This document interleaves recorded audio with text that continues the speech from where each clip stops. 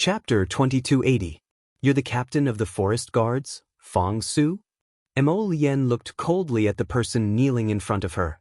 Yes. Fong Su stiffened his neck and answered in a low voice. You're not convinced? Mo Lien glanced at him and waved her hand, releasing the two black-clothed youths holding him down. I'm not convinced, Fong Su said angrily and struggled to stand up. This subordinate is here on the Emperor's orders to ask your highness to return. Kneel. Tong kicked him again, but was stopped by Mo Lien. Who is this prince? Fong Su froze, then stiffened his neck and said, You're the Emperor's son, the crown prince of the divine province personally conferred by His Majesty. Or you. This subordinate is the captain of the forest guards, Fong Su. A mere captain of the forest guards dares to disrespect your superior. Drag him away and give him 30 lashes before you talk. Two black-clothed youths walked out from beside Tong and dragged Fong Su away to give him a beating without another word. Fong Su's subordinates immediately wilted when they saw this, shrinking back and not daring to say a word. Their captain had been dragged away by the crown prince for a beating, so if they didn't know their limits, they wouldn't be able to escape the fate of being beaten. A moment later, the blockhead who had suffered 30 lashes was dragged back by the two black-clothed youths and thrown in front of Mo Lien. Do you know why this prince wants to beat you? You don't like me. Tong's mouth twitched. Mo Lien couldn't help but snicker. Since you don't understand, then drag it on for another 30 lashes. Everyone. After another 30 lashes, even the thick-skinned blockhead felt that he couldn't take it anymore. The two black-clothed youths who beat him were also bad guys. Their subordinates were light as a feather, but when the lashes landed, there was blood under the skin and blood on the buttocks. They were clearly black-clothed goods who used hidden strength. Do you know why this prince wants to beat you now? Fong Su gritted his teeth and didn't say a word. You still don't understand? Then I'll give you another 30 lashes. Everyone! Exclamation point. Your Highness, you're so willful. Please, not everyone is as smart as you. Fong Su, this blockhead, how could he understand your meaning? Cough. A young man dressed in black walked out from Tong's side. He had a pale and handsome face, but his expression was somewhat lazy. He couldn't stand it anymore and said, Your Highness, if you continue beating him like this, even if you beat him 300 times, he might not understand what you mean. His IQ, cough, compared to yours. There's a huge gap. What a good bootlicker. Everyone applauded in their hearts. The crown prince's cold expression was clearly showing signs of easing up. Third Fu, when did you come back?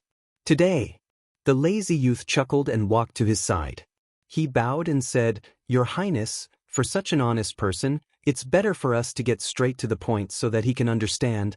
Fong Su straightened his neck and said loudly, His Highness the Crown Prince does not want to see Fong Su. The lazy young man couldn't help but raise his hand to support his forehead, and he glanced at Fong Su and said, Wrong, wrong, all wrong. It's not that His Highness doesn't like you. He doesn't like your master. Fong Su was stunned, and a trace of bewilderment appeared on his old-fashioned face. Big? Emperor? That's right. His Highness just doesn't like Emperor. You rascal, if you had changed the words I'm an eyesore to I'm an eyesore, His Highness might have been in a better mood and not hit you. Chapter 2281. You don't like the Emperor? Fong Su's mouth dropped open in shock. Even the Lu Lin guards behind him couldn't bear to look at his foolish expression. Fong Su. Mo Lien raised his hand, and the two black-clothed youths who had been pressing down on Fong Su's shoulders retracted their hands and released him. Fong Su hurriedly lowered his head and asked in a deep voice, Fong Su is only here on orders and can't invite your Highness back. Fong Su can only return to report to the Emperor and ask the Emperor to send. Shut up. A cold light flashed through Mo Lien's eyes. Fu San suddenly pressed down his raised hand. Your Highness. Fu San shook his head at him, stopping his sudden murderous intent. Mo Lien's expression turned cold as he stopped his hand and casually swept a glance over Fong Su. Go back and tell your master that this crown prince will return within 10 days. Fong Su's stern and old-fashioned face suddenly revealed a trace of pleasant surprise. He even suspected that he was going to fail this mission. He didn't expect that there would be a glimmer of hope at the end of the tunnel. Since the Crown Prince personally made a promise, then he would naturally do as he said. Fong Su hurriedly bowed his head respectfully. This subordinate will return to report to His Highness. Also, tell him to bring back all those random women that were stuffed into the Eastern Palace. Let them go back to wherever they came from. Otherwise, this Crown Prince doesn't mind adding a few corpses to the civil and military officials' houses to celebrate. Fong Su. His Highness the Crown Prince actually knew? Looking at His Highness the Crown Prince's appearance, he seemed to dislike those women in the Eastern Palace.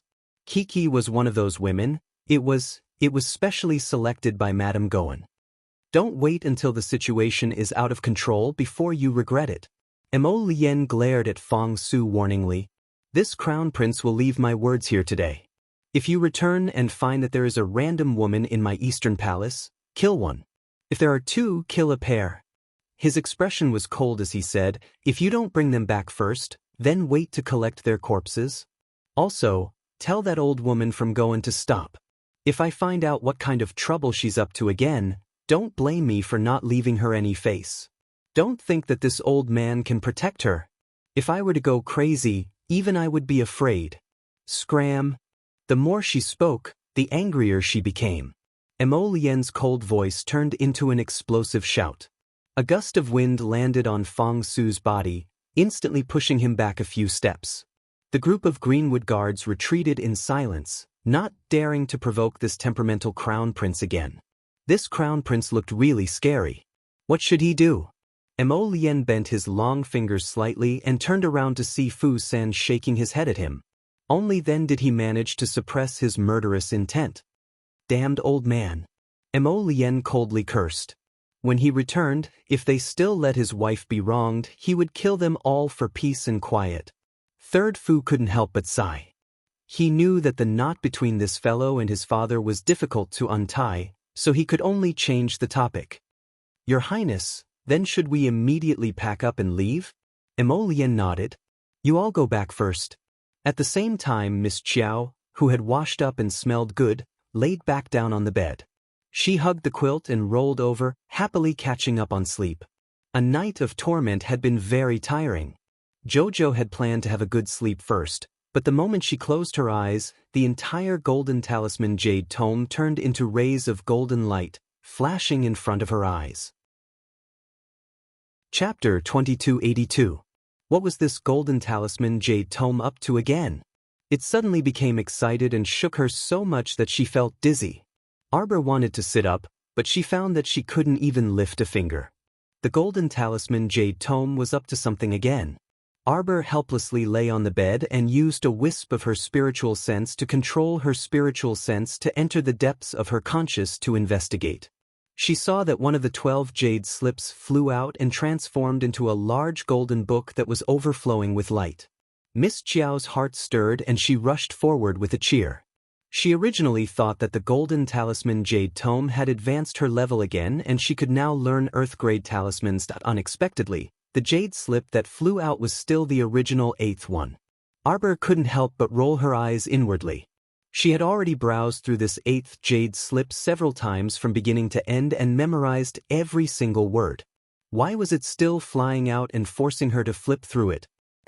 Could it be that after her proficiency in talismans increased, she unlocked some hidden talismans to learn? Arbor suspiciously controlled her spiritual sense and made it climb onto the book to examine it. This little spiritual sense body was about 7 inches tall. It stood on the book with its hands on its hips and stomped back and forth in a circle. Suddenly, it flicked its finger and a series of trembling golden characters leaped into the air before her eyes, forming 3 large characters. Flying Talisman. Black-grade Talisman. Flying Talisman. Effect: assists in flight. Duration: 1 hour. There was even a series of small characters below. The Flying Talisman is the only type of black-grade talisman that doesn't require mystic energy or spiritual energy to be activated.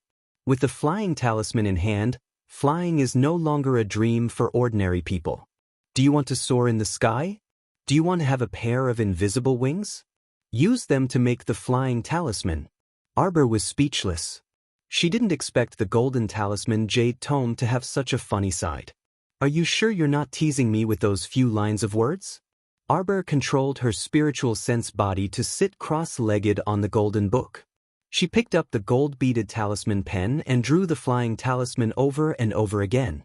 Almost an hour passed. The golden book slowly turned into golden powder and folded back into the shape of a jade slip. Arbor calmly opened her eyes. With a slight movement of her fingers, a flying talisman appeared in her palm. Now that she was a perfected black-grade talisman master, her talisman drawing speed had increased slightly. With a single thought, the little fellow appeared on the fish orchid star. Sensing Mo Lian's location, Miss Chiao's figure flashed, and she immediately appeared beside him. Taking a closer look, the crown prince was sitting in a secluded corner of the beach with his eyes closed. A small bronze cauldron floated in front of him. It floated in the air, guided by an air current. The man's features were exquisite, and his long hair danced in the wind. Even with his eyes closed, his handsomeness could not be concealed. Miss Chiao ran a circle around her husband and reached out to touch the boundary formed by the faint black flames in front of him. His finger was immediately sucked in by a wisp of black fire, touching his slightly cold face. The little fellow retracted her hand as if she had a guilty conscience. She stole a glance at him. Seeing that he had no reaction, she reached out to support her chin and squatted down in front of him. She stared at him in a daze for a long time through the faint barrier of fire. Was the sacred flame so cold? Miss Chiao blinked her eyes. She simply stuck her head out and crawled into the boundary of fire. When she got close to him, her heart inexplicably fluttered. So beautiful! The little fellow's eyes curved slightly, and she couldn't help but leave a watermark on his thin lips. Chapter 2283. In the future, no matter how busy she was, she would visit him every day and give him a kiss. Miss Chiao made the decision happily. Then she no longer disturbed him and quietly disappeared from Fish Orchid Planet. After an unknown amount of time had passed, a small crab emerged from the beach and ran toward where Mo Lian was sitting while brandishing a pair of pincers. However, when it was 10 steps away from the sacred flame, it felt the terrifying heat and was about to turn and run away. There was a soft sizzling sound.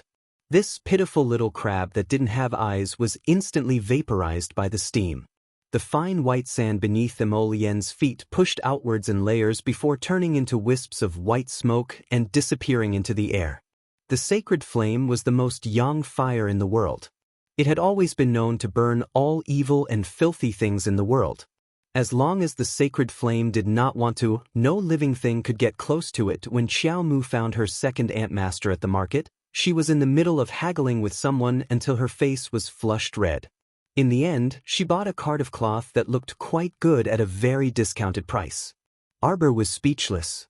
Martial ant, why did you buy so much firewood, rice, oil, salt, and cloth? Jojo had all of these. Child, you don't know how expensive firewood is until you're in charge. Let me tell you. We have a lot of people, and your senior sister has 200 people. When we go to the divine continent, where people are eaten without spitting out the bones, if we don't save up first, we might not even have enough money to buy clothes. I've heard about it a long time ago. In the divine prefecture, ordinary goods are extremely expensive. It's said that spirit coins are only low-end currencies. That was something that needed to be circulated with spirit stones. Spirit stones. If everyone had spirit stones, they would have used them for their own cultivation. Why would they use them as currency? Yang Shirong chattered non-stop as she followed the man pushing the cart. Xiao Mu followed behind her with her small paws behind her back, imitating her every step of the way. Looking at his second martial ant who was walking in front of him and chattering non-stop, he felt that the beautiful days of the past seemed to have come back. Yes. Second martial uncle is the most meticulous. That's right. Spiritual stones are not the most high-end currency. Let me tell you, I've heard that some rich people in the divine land will pay immortal stones or crystal cores of spirit beasts above LV14 to buy elixirs, talismans, magic weapons, and other luxuries at sky-high prices. Oh my God, isn't this digging meat? Second martial uncle grumbled. Arbor jumped and followed closely behind second Uncle Master. Yang Shirong turned around and looked at her with a grin. She quietly reached out to grab her little hand and mumbled, "Second Martial Aunt wants to save money for your dowry. Think about it, you can buy a batch of materials here at a low price and sell them in Shenzhou. Aren't we rich now?" Arbor's eyebrows slightly curved as he nodded his little head repeatedly. "Second Uncle Master, as long as you're happy. Eldest Miss." When the carriage arrived at the entrance of the mansion, 8 young men rushed out. Yang Shirong subconsciously pulled Arbor's hand and took a step back. Why are you in our house? Come and greet my second martial uncle, Peak Master Yang." Arbor waved at the 8 people. "Disciple Zhou Huan. Qi Huada. Greetings to Peak Master Yang," they said in unison. Yang Shirong paced around the young men and nodded with a serious expression. Chapter 2284. So you're saying that these guys are talisman masters? Second Uncle Master Yang Shirong sized up the 8 lads with a judgmental gaze and nodded. "You want to bring them to the divine continent together? But their cultivation is a little low." The lads who were disdained by second Uncle Master hurriedly said, We will work hard." "Yes, we will definitely not disappoint eldest Mississippi," Yang Shirong grunted. "But speaking of which, the most important thing for a talisman master is to be able to draw talismans. Since Jojo is willing to take you in, it means that your talisman crafting aptitude should be pretty good. If you assist Jojo well in the future, you will definitely have a bright and prosperous future." "Yes." The group of lads nodded excitedly. "Uncle Master." Arbor gently tugged at her sleeve. "Put these things away first. After eating, we will return to Shuntian Prefecture." Second Uncle Master was really too much. She could clearly put these things into her inner world, but she had to make people transport them all the way back in a carriage. Yang Shirong directed the group of lads to move the things into the house. After closing the door, she beamed with joy and leaned over to her little niece and whispered in her ear, "Put these supplies into Taoyuan." "Second Uncle Master." Arbor looked at her helplessly. Why would she need these supplies? Couldn't second Uncle Master keep them for herself? Yang Shirong glanced at her. "Don't talk nonsense. Uncle Master bought them for you. Put them away quickly. You still have so many senior sisters to take care of. How can Uncle Master not put in some effort?" Arbor waved her hand helplessly and put all the things into Taoyuan's warehouse. She turned to look at Zhou Huan and the rest. "What do you want to eat?" Zhou Huan and the rest couldn't help but look at each other. Could they eat whatever they wanted to eat? He still wanted to eat red braised pork. He hadn't eaten it for several months. The sesame oil chicken we ate last time was pretty good." Yang Shirong followed behind Arbor and laughed noisily. "Also, a plate of crispy peanuts, a plate of mapo tofu, haha, with a pot of viburnum wine. My God. It's simply your Uncle Master's favorite." All right, Arbor said in a low voice, "Uncle Master, you've been eating a lot of heavy food lately. How about some light vegetables?" "I don't eat vegetables. Your martial uncle is not an insect." "I must eat it. Unfilial brat." Zhou Huan and the others looked at each other in shock. They could see the astonishment in each other's eyes. When they turned around, they saw Miss Chiao poking her head out of the reception pavilion and waving at them. "What are you all standing there for? Come in and eat. How about red braised meat? Or dongpa pig knuckle?" Everyone was speechless. Wasn't it too sumptuous? He didn't expect to be able to eat such a sumptuous lunch. Arbor looked at Zhou Huan and the others who were eating and crying silently. How strange. Why was she of the same breed as Qi Xianxian and the others? She was so happy that she cried during her first meal that second Uncle Master did not know how to drink. After drinking 3 pots in a row, he passed out as expected. Arbor had no choice but to let Sapling move her into Taoyuan. Only then did he say to everyone, "Go out and wait for me." "All right." Arbor closed the door and quickly took a shower and changed into clean clothes. Just as he finished changing, a white thing crawled in through the window. The little white snake flicked its tail and slithered to her side. It raised its little snake head and looked up at her. "Master." Chapter 2285. Master. Nonsense. Arbor adjusted her belt in annoyance and hung a small purple gold sachet on it. She turned around and hung down her delicate and fair hand, allowing the little snake to jump onto her wrist. Master, what's wrong with you these 2 days? You have to take 3 baths a day. Because Master had to throw it out of the window every time she took a bath, the little snake felt that it was very busy and was always thrown out. Master, I won't peek. Can you not throw me out of the window? Arbor rolled her eyes and opened the door. She stroked the little snake's head. I'm saving your life. The little snake twisted its body and curled up. The golden crown on its head also drooped very comically, revealing the word Zhao on its forehead.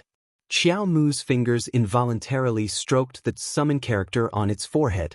The little white snake's cute eyes stared straight at her. It was bubbling with happiness and rolled around her wrist. Master, can you not take a bath? You throw me out every time you take a bath. I'm not happy. Rather than throwing me out of the window, I think it's better that Master doesn't take a bath. Arbor, that she couldn't be bothered to talk to this little stupid snake. If she hadn't obediently thrown it out of the window every time, it wouldn't still be alive right now. Oh no, it would still be alive. It would have been killed by Emolien. Arbor pulled open the door to the room. In the winter afternoon, the sun shone on her, and a faint warm breeze brushed past her face. Her slightly damp long hair was blown back.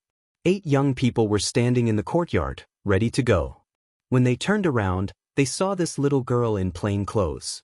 She had one hand on the door frame, and the other hand was slightly raised to block the glaring sunlight. It was this scene that was deeply engraved in the hearts of the young people. Many years later, they were already in high positions. When others asked, they wouldn't hesitate to say in unison with a face full of pride, on a cold winter afternoon, in an inconspicuous little courtyard, we made the most correct decision. They would follow their little master to the divine land without hesitation. At this time, these 8 young people did not know that their fates had already quietly undergone an earth-shaking change. Outside Taiji Palace in Sangzhou, Phoenix Emperor City Duanyu, who was draped in a white mink cloak, stood indifferently beside the carriage with his sleeves rolled up. Yuan Zhen was currently directing everyone to move the necessary low tables, refreshments, and other items onto the carriage that was hung with thick curtains. He turned around and quickly walked to Duanyu's side. He saluted and said, "Your Highness, you can board the carriage now. We must reach Fengyuan Gate within 2 hours and meet up with the Crown Prince and the others." Every year, the Sangzhou Emperor would expend a lot of manpower and resources to prepare for his winter hunt. It took 3 months for the palace to prepare, escort the great emperor out, and finally successfully return to the palace. They would probably stay in the Ice Heaven Snow region for 1.5 months. The Taiji Palace alone had prepared for Prince Chen's trip for half a month, and all the people in the palace had been mobilized. Duanyu tugged at the cloak that had slipped off his shoulders with waning interest. He lightly leaped onto the carriage and squeezed through the thick curtains. "Shut up, Your Highness." A pitch-black figure silently appeared beside the chariot. Chapter 2286. Harness the wolves so that they can pull the carriage more steadily. "Yes, Your Highness." Everyone stared dumbfoundedly at the 3 black wolves the size of calves baring their fangs and brandishing their claws. Using these to pull the carriage? Duanyu crawled out of the carriage and reached out to stroke the black, shiny fur of one of the wolves. He said with a grin, "Drive the carriage properly. If you bump into this prince, be careful of your own skin." The 3 drooping wolves shuddered at his words and quickly pulled themselves together in high spirits. Such frightening humans. Your Highness," Yuan Zhen stammered. "Why, you're really going to Fengyuan Gate like this? Why not?" Duanyu knitted his brows. "Aren't we going to hunt spirit beasts? If you're afraid of even 3 puny wolves, then you might as well stay at home and continue being a prince." Yuan Zhen exchanged glances with the old nanny beside him and sighed. His Highness was going to stir up trouble. Duanyu sat back down in the carriage, and his icy voice traveled through the thick curtains. "Set off. Rumble, rumbled, the carriage's wheels made muffled sounds under the morning sun. Aside from this, there was only the sound of a group of people silently following behind the carriage and stepping on the thick snow. The people around Prince Chen were having a mental breakdown at this time. His Highness was completely stirring up trouble. Who knew if it would cause a panic when they arrived at Fengyuan Gate later? Minor General Ara of the Midgardian Guard reporting. An exuberant voice welcomed the morning light and rang in everyone's ears. Your Highness, Arua will be fully responsible for your Highness's safety during this winter hunt. Stay away from me. The icy cold voice immediately caused the little soldier called Arua to be stunned. The happy expression on his face instantly turned into a blank. You smell of cosmetics, Duan Yu remarked disdainfully. That minor soldier called Ara's expression stiffened, and he hastily raised the sleeve of his black armor to sniff it again and again. Where did this cosmetics smell come from? Don't think that this prince can't do anything to you just because you're left Prime Minister Wu Yong's subordinate. You've taken the opportunity to get close to me again and again. If there's a next time, this prince will take your dog life. Soldier Ara's face fell. He hurriedly followed the carriage and shouted, Your Highness, when did you recognize me? Duan Yu was silent. Arua ran 2 steps after him and hurriedly shouted, Arua doesn't think she's exposed any flaws. Throw it out.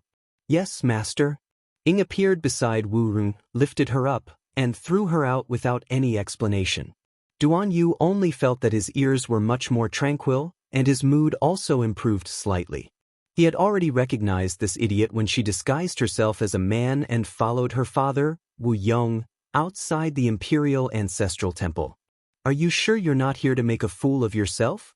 Wu Rame, who had been thrown out, was hanging from the top of the wall. She finally managed to flip herself over and sit on the wall.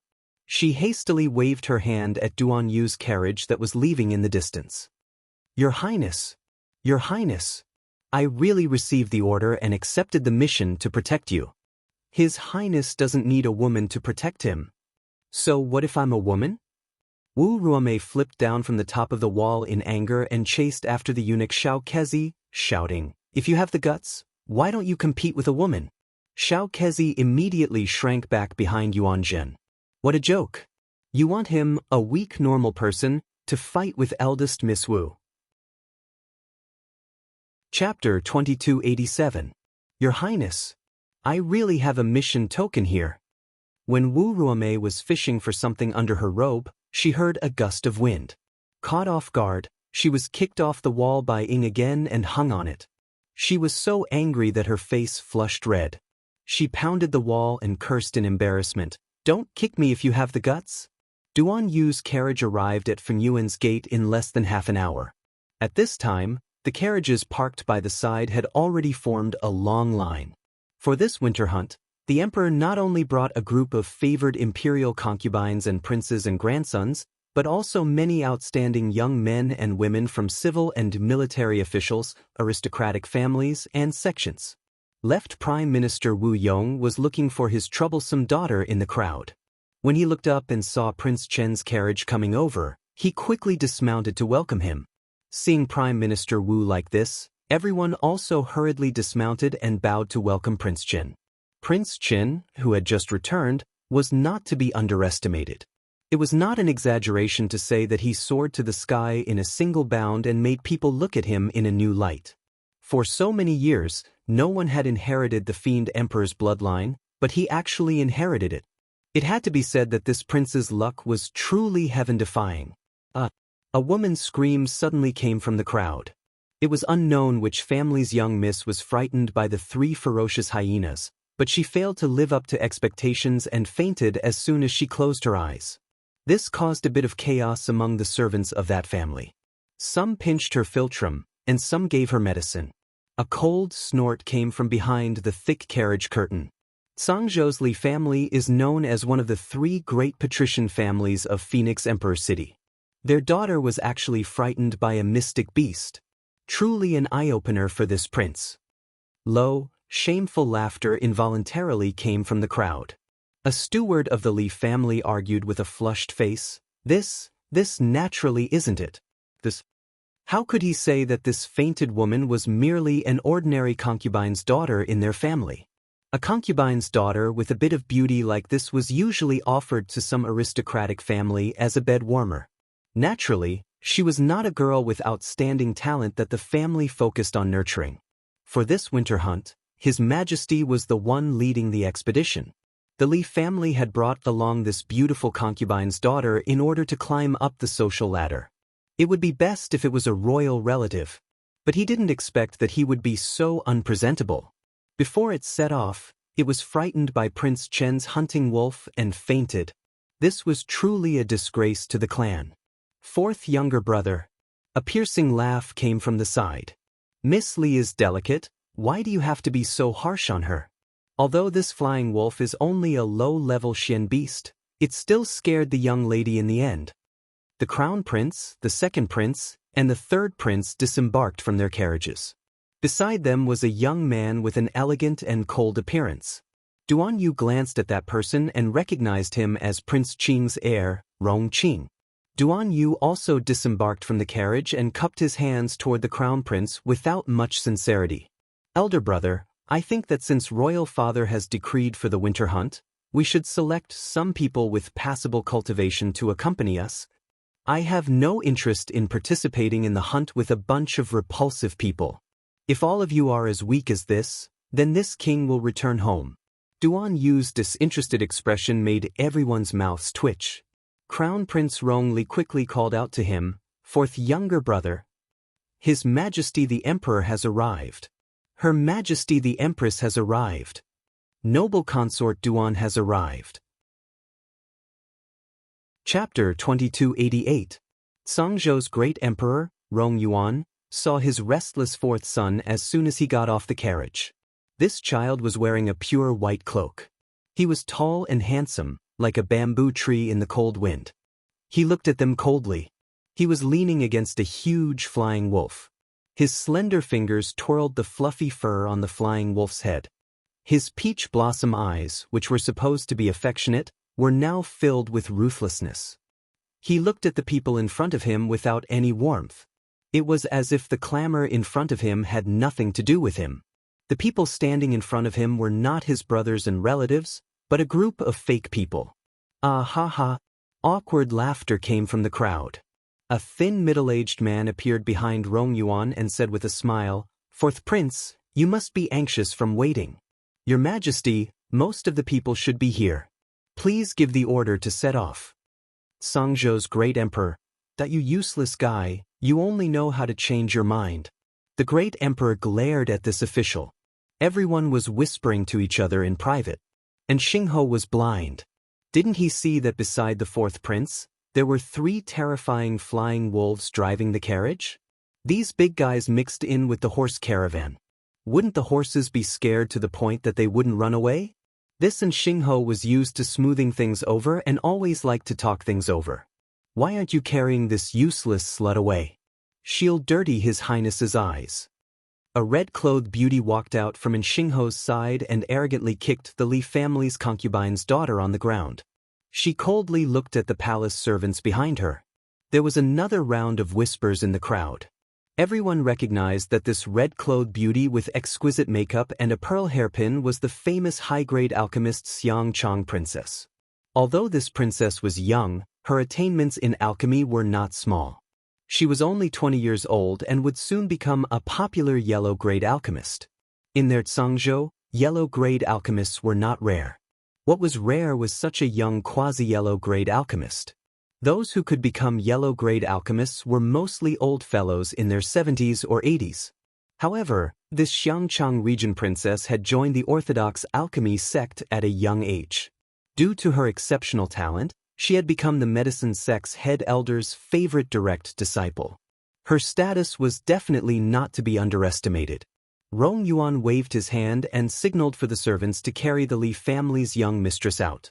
The head of the Li family, Li Yuanqian, narrowed his old eyes and took a few steps forward awkwardly.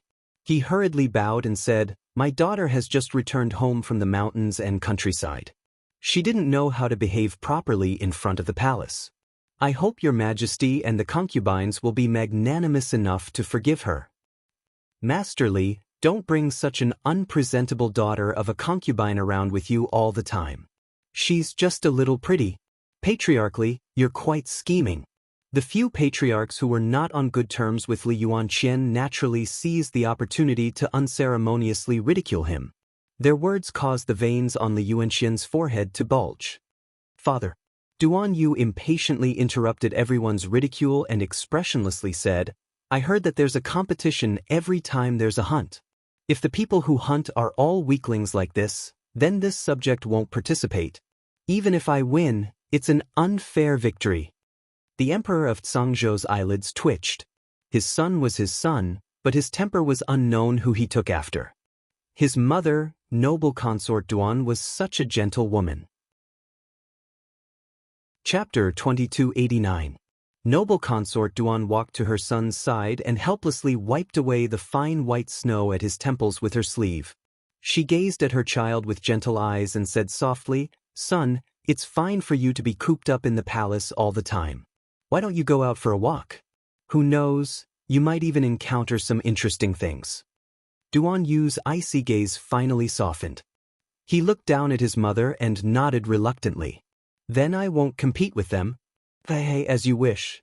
Her Majesty the Empress, who was dressed in a formal robe trimmed with black brocade, had a glint in her eyes when she heard this. She stroked her face with her sleeve and said with a smile, Your Majesty, look, the fourth prince has already spoken. No matter what, you have to choose some young talents for him. When we reach the ice heavens and snow region, they must accompany the fourth prince to have some fun. The crown prince's health has been weak these past few days. Otherwise, he could accompany his younger brother to hunt. The second and third princes silently followed behind Crown Prince Rongli, but their eyelids twitched tightly. Please. Old Fourth had a sacred beast, the seven-tailed heavenly fox, by his side. Who freaking wanted to play with him? Whoever dared to compete with him would definitely be dealt a heavy blow. Only those who were unlucky would play with him. Zhangzhou's emperor muttered to himself for a moment before turning his gaze to his second and third sons, who had their heads bowed. Old second, old third. Ah, royal father? Wai Chen's waist hasn't been well recently. The second prince hastily stammered. Wai Chen's eye disease has flared up, royal father. Zhangzhou's emperor was amused by his two cowardly sons. One's waist isn't well, and the other's legs aren't well. Then stay in Phoenix Emperor City and don't go hunting. The second and third princes looked at each other in dismay. How could they not go? The list of names for the winter hunt each time represented royal father's favor. Which of the people who could go with the emperor to the winter hunt weren't young patrician sons or royal relatives favored by the emperor? Your Majesty, this humble subject is here. Prince Qing's heir, who was called, leaped off his horse and bowed to the emperor. Do you have the confidence to compete with our son?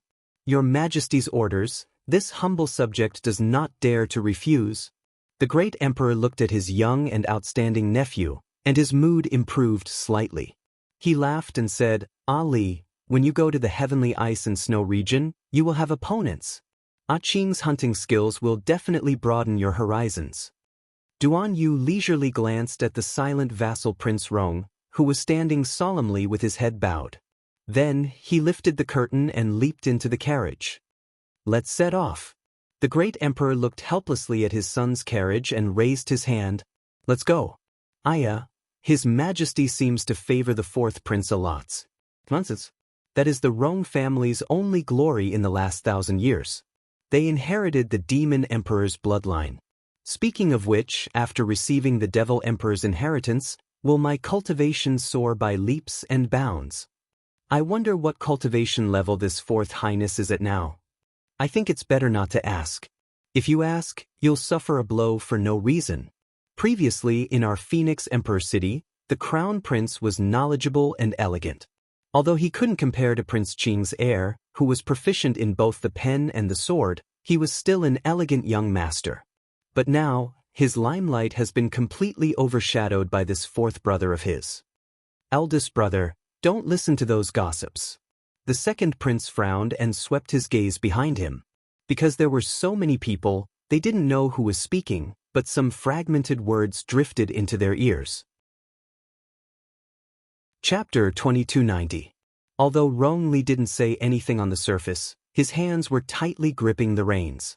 A vein popped out on the back of his hand.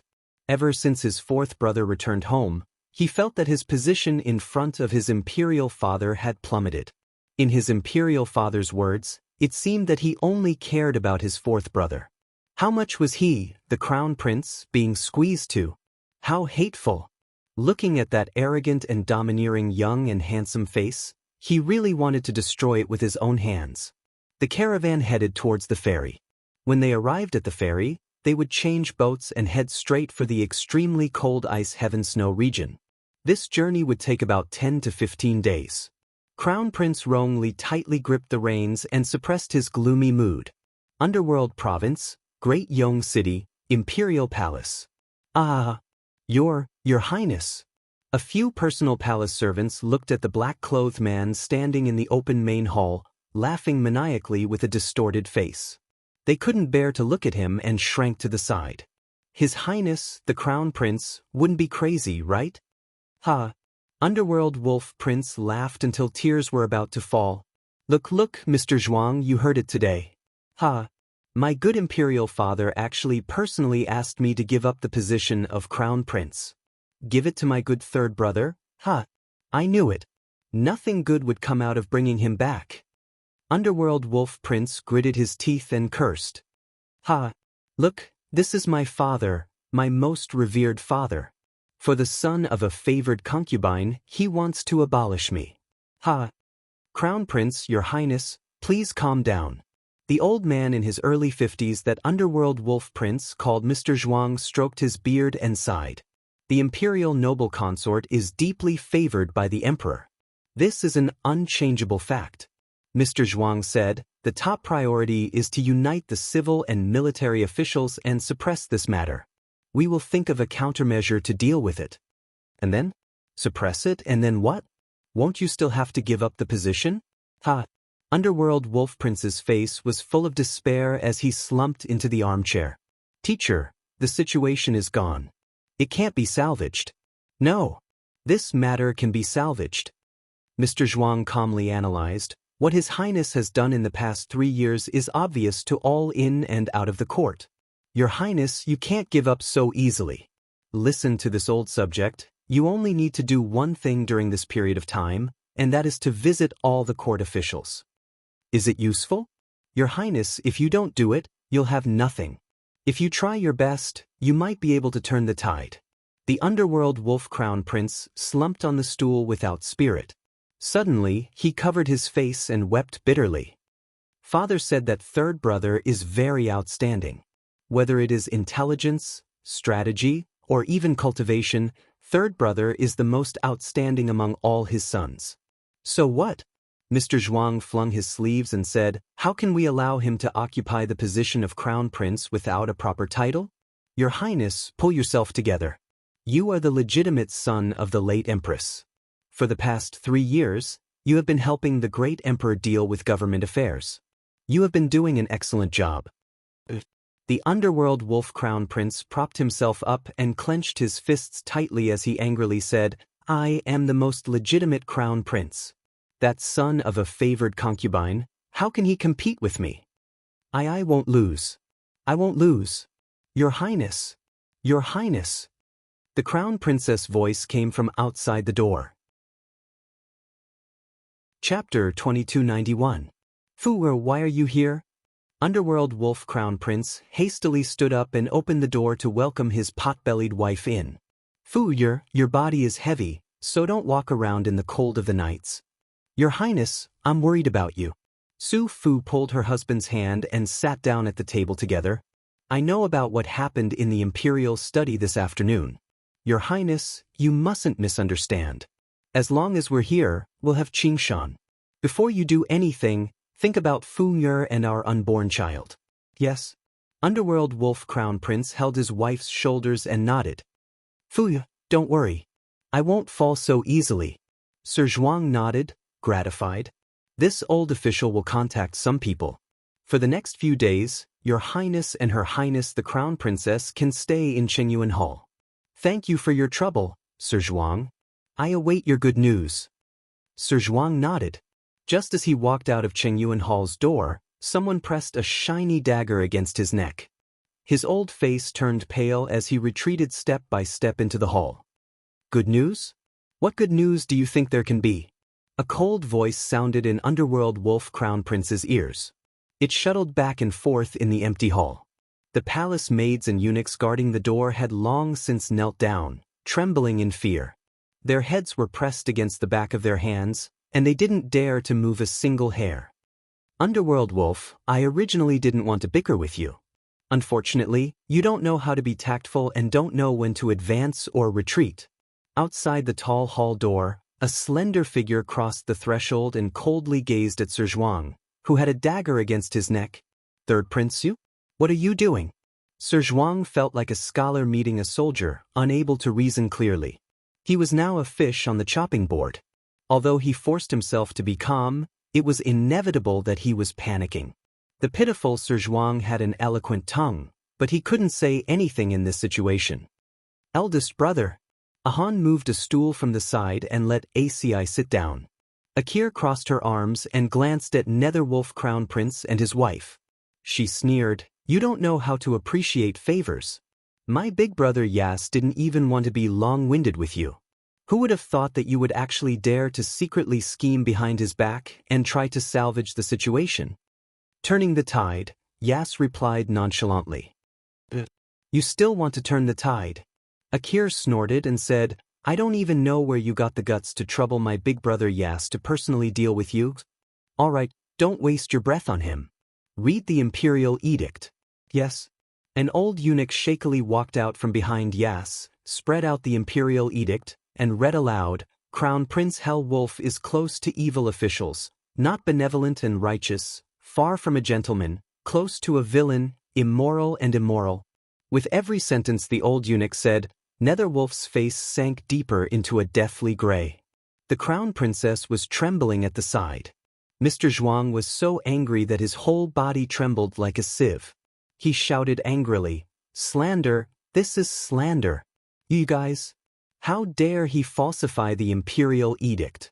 Framing His Highness the Crown Prince. Only dethroning the Crown Prince.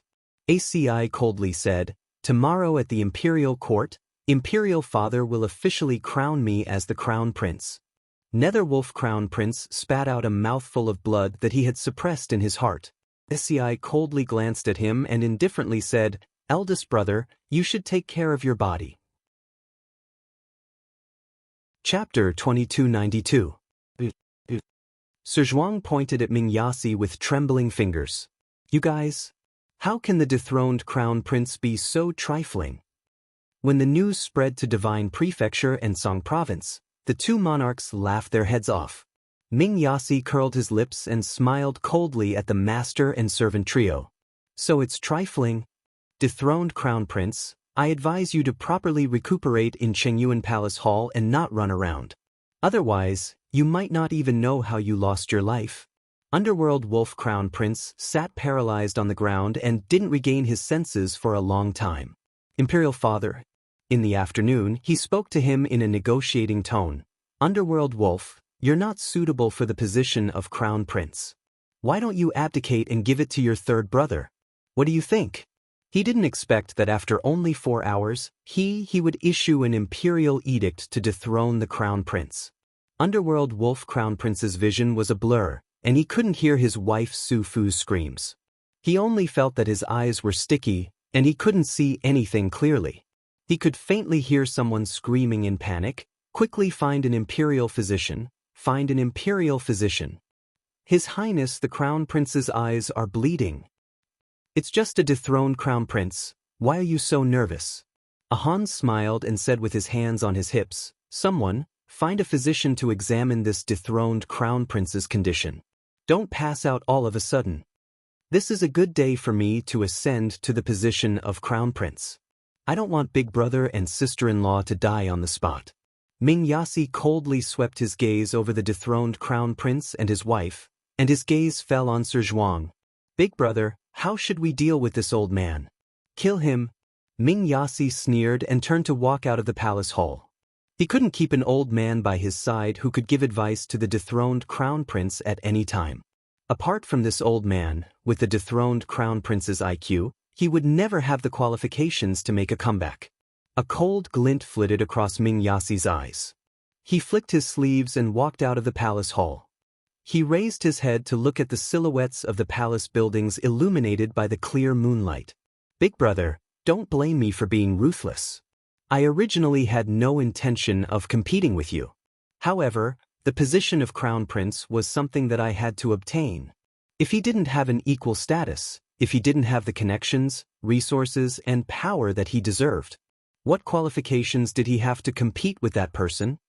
Crown Prince Lien of the Divine Land, are you ready? As long as he ascended to the position of Underworld Crown Prince, he was bound to get what he wanted.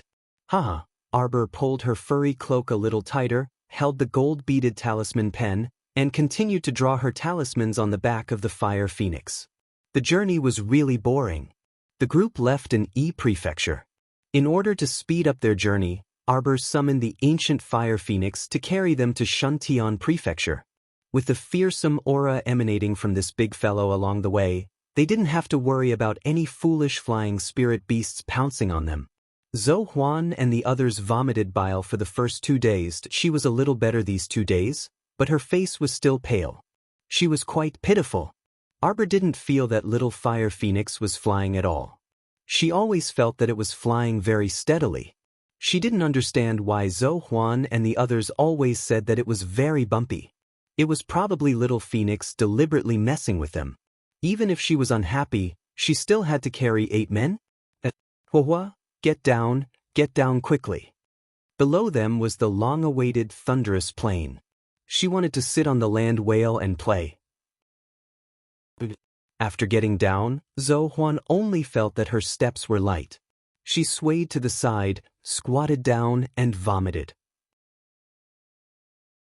Chapter 2293. The Bloodfire Phoenix curses angrily, "Bastard!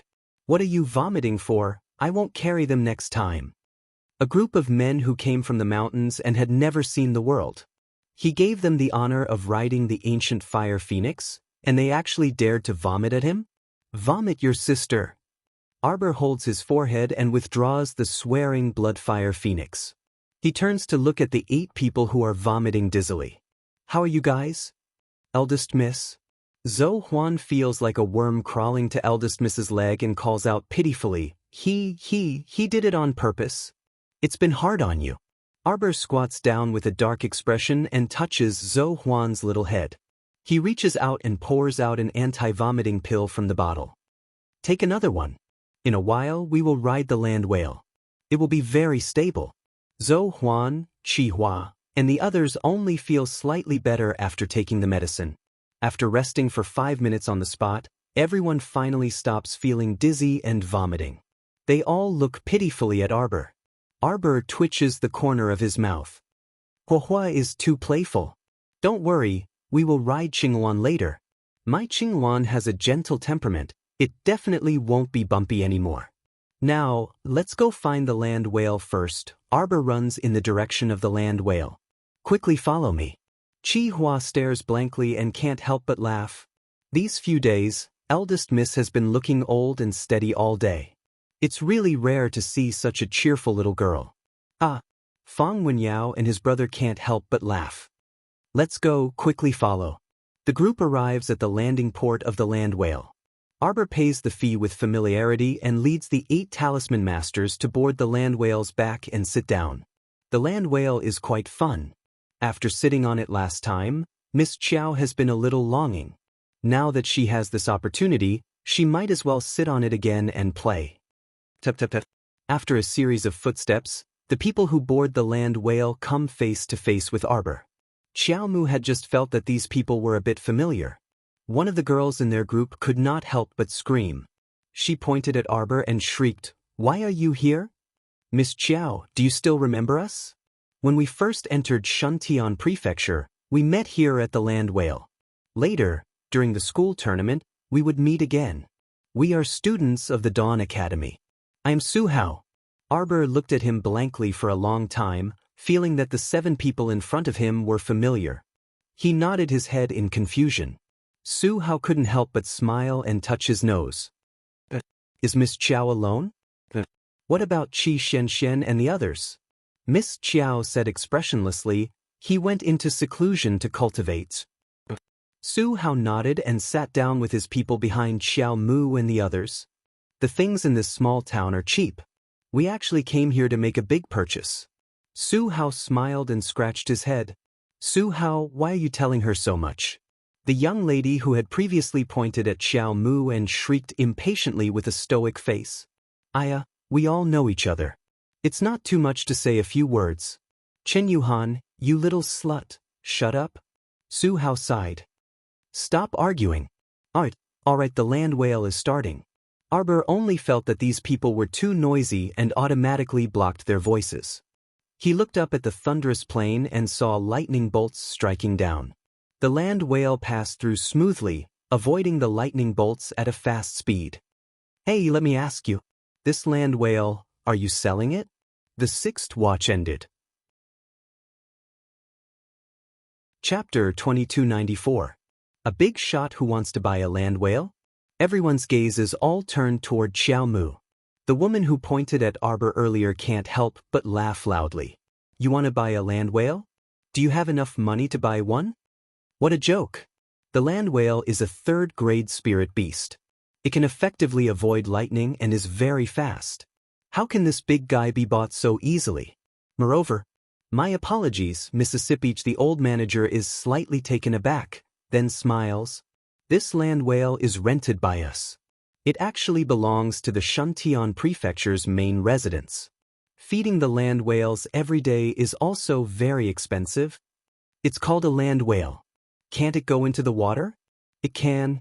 The old manager smiles again. This land whale is already a third-grade spirit beast. It's not afraid of water. So it's a Shuntian Prefecture's spirit beast. That makes things easier.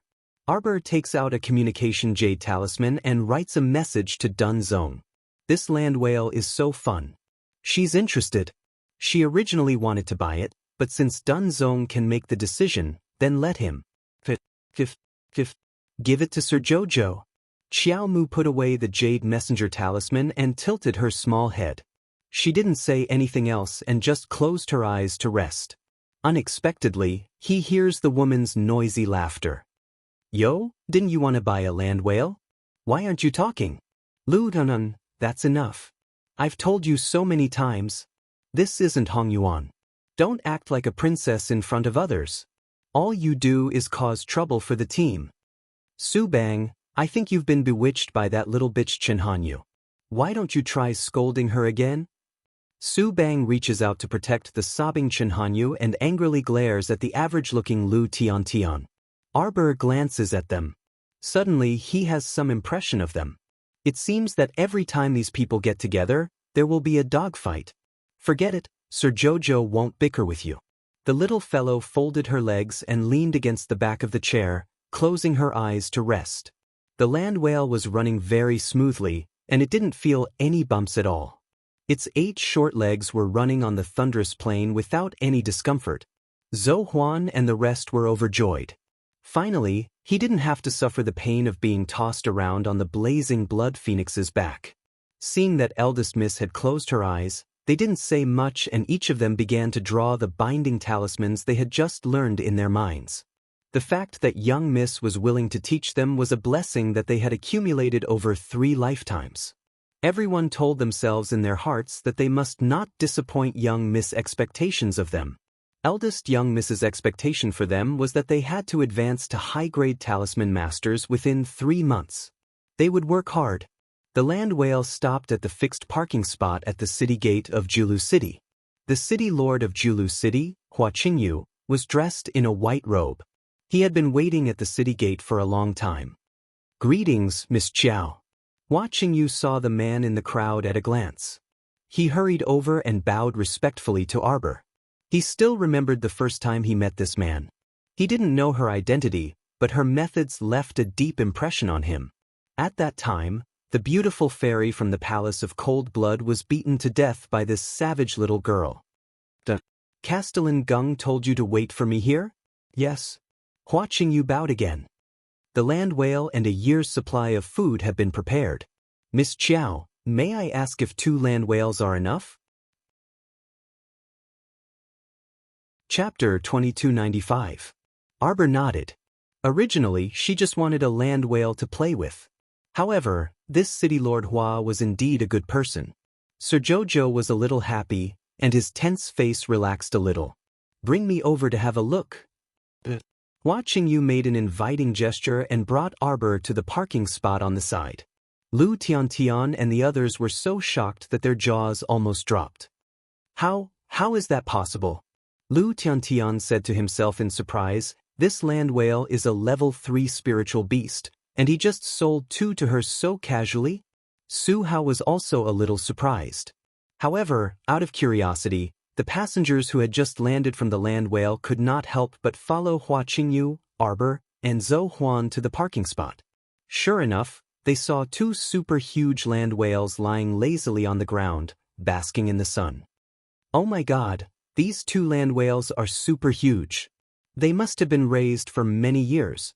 Such a huge land whale, there must be 50 or 60 people sitting on it. Wow, it's twice the size of a normal land whale. Everyone was talking at once, attracting the attention of the onlookers at the landing point. Everyone excitedly went around to ask what was going on.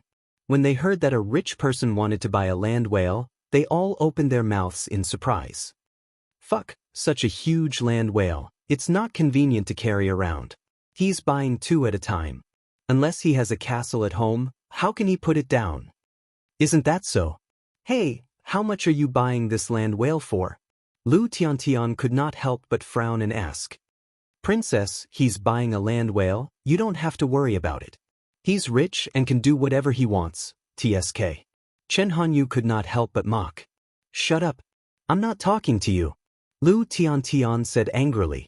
Chen Hanyu rolled her eyes at her, leaned against Su Bang, and said sweetly, Brother Bang, look at the princess, she's scolding me again. You should shut up. Don't make a fool of yourself here. Su Bang scolded Lu Tiantian, causing the princess's mediocre face to be filled with anger.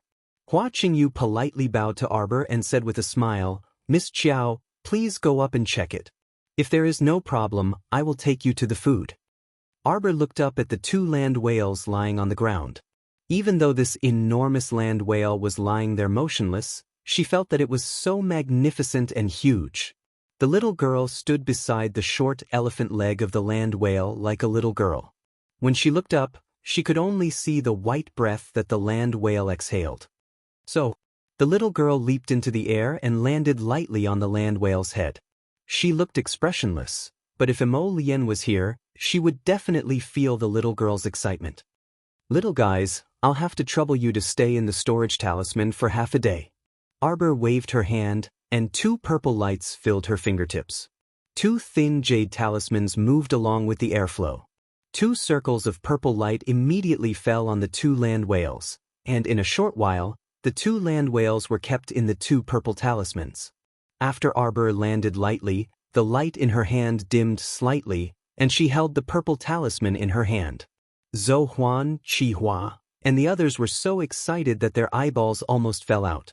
They surrounded Xiao Mu with a whoosh and shouted in a stuttering and impassioned voice, Z. Purple. Supreme grade purple. Supreme grade purple. Chapter 2296. Pinch me. See if my eyes are playing tricks on me. Brother, you're not playing tricks on me. I saw it too. Purple talisman. Purple talisman. Thank God he was lucky enough to see a legendary purple talisman in this life. Oh, this was a great opportunity. Oh, brother, you're so excited that you're stuttering. Phew. Arbor heaved a sigh of relief. If not for the 2 peerless purple talismans that she had drawn, it would have been difficult for her to store these 2 gigantic fellows. She could not send them to Fish Orchid Planet in front of everyone. Miss Chiao, you're so capable. The smile on Hua Qingyu's face deepened. He was certain that Miss Chiao was someone with great magical powers. If not, the mansion master would not have cared so much about her. The message on the communication jade talisman was urgent. He had to take care of this and let Miss Chiao return with satisfaction. Actually, he should have known earlier, shouldn't he? When he had first met her, he had thought that she was just an ordinary girl from the lower star region. He did not expect that she would be so good at using talismans when she was angry at the beautiful fairy from the palace of cold blood at the city gate. She was such a young great talisman master. It was true that the younger generation would surpass the older generation. The younger generation would surpass the older generation. Where's the food you were talking about? Miss, this way please. Hua Qingyu hurriedly extended his hand and led her to the granary. Arbor took out 2 blue talismans and kept the food for the 2 land whales. Then she nodded in satisfaction. Do land whales like fish? Yes, they like fish the most. Can this dried fish last them for a year? If it's dried fish, I'm afraid the land whales will get sick of it. Hua Qingyu said helplessly. Raw fish was not easy to prepare, so he had prepared these as backup food. How about we put them into the sea? That would naturally be for the best. Hua Qingyu nodded quickly and added, land whales move very fast. If we put them into the sea, Miss Chiao, you have to be careful not to let them escape. Hua Qingyu said with a smile. In addition, there is a high-level spirit beast crystal core placed in the lower abdomen of these 2 land whales to suppress it. It's best not to remove it. Otherwise, the land whales won't listen to orders and might run around. After all, it was a spirit beast with intelligence. Arbor waved his small hand. Thank you for your trouble, City Lord Hua. I still have matters to attend to, so I'll take my leave now. Okay. See you off, Mississippi. Hua Qingyu bowed respectfully. When he looked up, he saw that the energetic little girl had already summoned a huge blue bird and flew off into the distance with the 8 young men who were with her. Lu Tuntian exclaimed, She didn't pay. Everyone looked at her with disdain. Wasn't this girl's focus a bit strange? Seeing City Master Hua cupping his hands and bowing politely, how could he possibly ask the little girl for money? The 2 land whales and so much food must have been given to him by the Julu city lord for free. Ridiculous. Su Bang looked at Lu Tian angrily. He felt that this woman was embarrassing him in every way. She was not at all as decent and gentle as Chen Hanyu. As the team leader, Su Hao naturally felt awkward. He tried to persuade Princess Lu and said, We've been out for a long time. We have to return to the academy as soon as possible. Chapter 2297. Yellow Crane. After hurrying back to Shuntian Prefecture for 2 consecutive days, Xiao Mu found a certain yellow crane that was in closed-door seclusion to refine pills and was in a deranged state. The moment he kicked the door open, he smelled a moldy and sour smell that drifted over with the wind. Arbor immediately blocked his 5 senses with an expressionless face. The inn's waiter pinched his nose and followed behind Arbor, shouting, Sir, your friend is simply crazy. Ever since you left, these 10 to 20 days, she didn't leave the house and only ate 1 meal a day. Our innkeeper almost thought that she was going to die in this room. Arbor. Fairy Yellow Crane was paralyzed on the ground. Beside her was a yellow cauldron refining pill furnace, which was emitting a charred smell. In any case, Arbor didn't smell anything and didn't know what it was. The inn's waiter behind her immediately fainted from the smell and fell heavily on the ground. Arbor. Why the hell did he feel that this scene was actually a little funny? Yellow Crane. Yellow Crane. If you're not dead, hurry up and get up. Fairy Yellow Crane seemed to hear a familiar voice in a daze. She opened her eyes and looked blankly. Then, she suddenly straightened her body like a corpse and rolled to hug Arbor's ankle, crying out, Jojo, you're here to save me. You're finally back. I've been refining a level 8 spirit breakthrough pill and failed repeatedly. I'm simply going crazy. You are just a black-level alchemist with meager cultivation. What do you need a level 8 spirit breakthrough pill for? Xiao Mu exerted all her strength to pull her legs out from her 2 suffocatingly smelly arms. However, Fairy Yellow Crane was hugging a pillar, refusing to let go no matter what. Jojo, if I can't refine a level 8 spirit breakthrough pill in this life, I won't be able to live. Arbor suddenly felt like he had made friends carelessly and suffered 8 lifetimes of bad luck.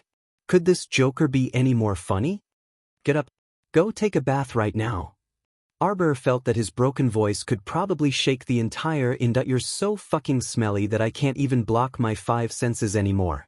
After the time it took for 2 incense sticks to burn, Fairy Yellow Crane, who had washed herself clean and regained her beautiful appearance in the past, slowly walked out from behind the screen while holding a strand of wet hair. Jojo. Fine. Arbor stretched out his hand to block her flying figure. Take this alchemy book and study it yourself. I'll send you to a place. The time there is 12 times slower than the outside world. That should be enough for you to succeed. I'll call you out when we reach the Divine Land. 12 times? Fairy Yellow Crane stared at her in a daze, feeling as if she had heard fake news. The Divine Land? Yes. I came back to pick you up this time. Arbor curled his lips. Wait until we go to Shenzhou. When the time comes, I'll let you out. For the time being, you can stay in my... Arbor shut his mouth, speechlessly looking at a certain someone who was holding the alchemy book and immersing herself in it. This Joker.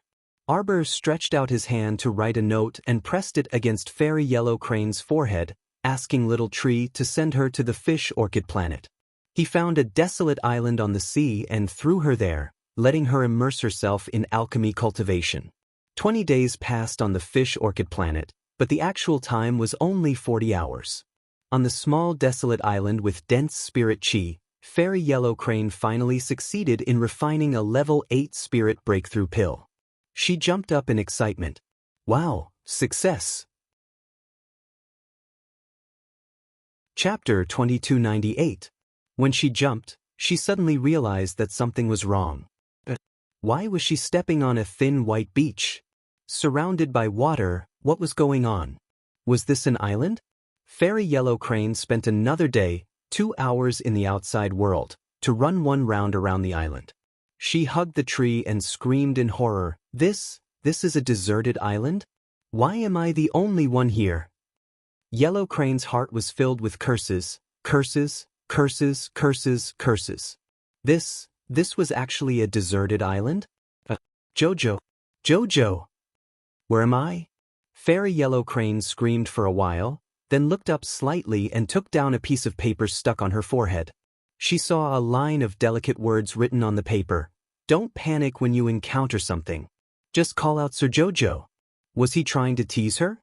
Huang He looked at the lousy piece of paper over and over with a dumbfounded expression. He tried to circulate his chi and let out a high-pitched scream. Lord Xiao Xiao. What responded to her was a flock of birds flying away in fright. Little Yellow Crane has woken up. Arbor sat on the beach and watched Little Tree grill fish virtuously. His eyes were fixed on Emolien, who had been in seclusion refining for a long time without any movement. Poor child, she must have been frightened. Arbor took the grilled fish that Little Tree handed over and took a small bite. It was so hot that his tongue shrank back. Speaking of which, where did you throw her to? The last time she came in, she did not sense Yellow Crane's position that he threw her too far away. On the island, there are many small islands like this in the sea. I threw her on one of the deserted islands. Surrounded by the sea, the environment is beautiful. Little Tree waved his branches and said excitedly, Master, you said before that you can't let her furnace explode every 2 to 3 days and affect the senior sister's cultivation. Arbor's mouth twitched. Then I'll write a letter, pass it to her. And then, Master, you can write. Arbor took out a pen and paper from his inner world, casually wrote a few lines, stuffed the letter into an envelope, and threw it to the small tree. Yellow Crane, don't panic. Just stay on the uninhabited island for a while. Chio will bring you food every day, so don't worry. This place's spiritual energy is rich and will be greatly beneficial to your alchemy cultivation. Oh, remember to take a bath. Signed, Jojo-sama. Arbor threw out the 2 purple talismans and walked to the beach. He opened the talismans and took out 2 super large land whales. Arbor leaped onto one of the land whales. He raised his hand and sucked the high-grade spirit beast's crystal core out of the whale's belly. The 2 land whales immediately jumped into the sea happily. They slid their huge bodies and gradually sank into the sea. Xiao Mu squatted on a rock that had been polished by the seawater until it was round and smooth, and she gazed into the water with curved eyes. Suddenly, she heard a thunderous voice. A land whale poked its head out of the sea and nodded at her in greeting. Arbor waved his little hand, and a faint smile appeared on his lips. Little Tree at the side huffed at the two branches and cursed in his heart. Isn't it just big and strong? It actually made Little Master so happy. When Little Tree grows up, it will become the only super large tree that can support the sky and earth. At that time, nothing in this world can surpass Qiuqiu. Qiuqiu is Little Master's strongest reliance. Xiao Mu tilted her small head. Suddenly, she seemed to have sensed something, and she hastily turned her head around. She then saw the motionless Emo Lien slowly opening his phoenix eyes. Chapter 2299. Underworld Region's Great Yong City's Xingyuan Hall. The newly issued edict to establish the Crown Prince still caused the courtiers to whisper to each other. Everyone secretly cast their gazes on the third prince, Ming Yasi, who was standing in front of the hall with a grave and stern expression. This third prince, who had just returned home a few days ago, was indeed worthy of being the son of the imperial noble consort. In just a short period of time, he had won the favor of the emperor and established a new crown prince. This action made all the courtiers feel like it was child's play. After all, the emperor didn't inform anyone about the matter of deposing the crown prince, nor did he discuss it with the courtiers. He directly made the decision in the middle of the night. The Underworld Region's emperor, draped in a thick fur cloak, wrapped himself up like a winter melon, and slumped on the throne. He spoke listlessly as if he was on his last breath. If there's nothing else to discuss, the court is dismissed. Your Majesty! An official in the front row suddenly strode forward and knelt down. The Underworld Wolf Crown Prince is wrongly accused. One of Your Majesty's accusations against him is that he doesn't know how to be filial. This is extremely laughable. Lord Kong, an old courtier who stood in the front row on the left, had a head full of white hair, but his berating voice was full of energy. Prime Minister Bu, there's no need to admonish me. I know my limits, Lord Kong said with tears streaming down his face. I also don't want Your Majesty to be fooled by scoundrels and mistakenly depose the Crown Prince. Bold, bold. The Underworld Region's emperor straightened his body, trembling as he picked up a piece of jade and smashed it at Lord Kang's head. The jade fell to the ground and smashed into pieces. Lord Kang's face was deathly pale, but he couldn't stop himself from kowtowing repeatedly. He continued, the Underworld Wolf Crown Prince's filial piety can express the heavens, the earth, the sun, and the moon. For the past 3 years, the Underworld Wolf Crown Prince has assisted Your Majesty in handling government affairs and has been cautious and conscientious, not daring to make the slightest mistake. Furthermore, the Underworld Wolf Crown Prince said that this year, he would go to the Heavenly Snow Region for Your Majesty and pluck the Snow Region's divine flowers to nourish Your Majesty's body. Everyone knows what kind of place the Heavenly Snow Region is. That's a place of extreme cold, where danger lurks within 100 chi radius. The Underworld Wolf Crown Prince must have great determination and courage. How much he loves Your Majesty to dare to go to such a place to pluck the Snow Region's divine flowers for Your Majesty. Shut up! The Underworld Continent's emperor shouted angrily as he slammed his hand on the dragon throne. That's enough, Lord Kong. The courtiers also tried to persuade him. What Lord Kong means is that you're going to use the Snowland Divine Flower to express your love and respect for Imperial Father?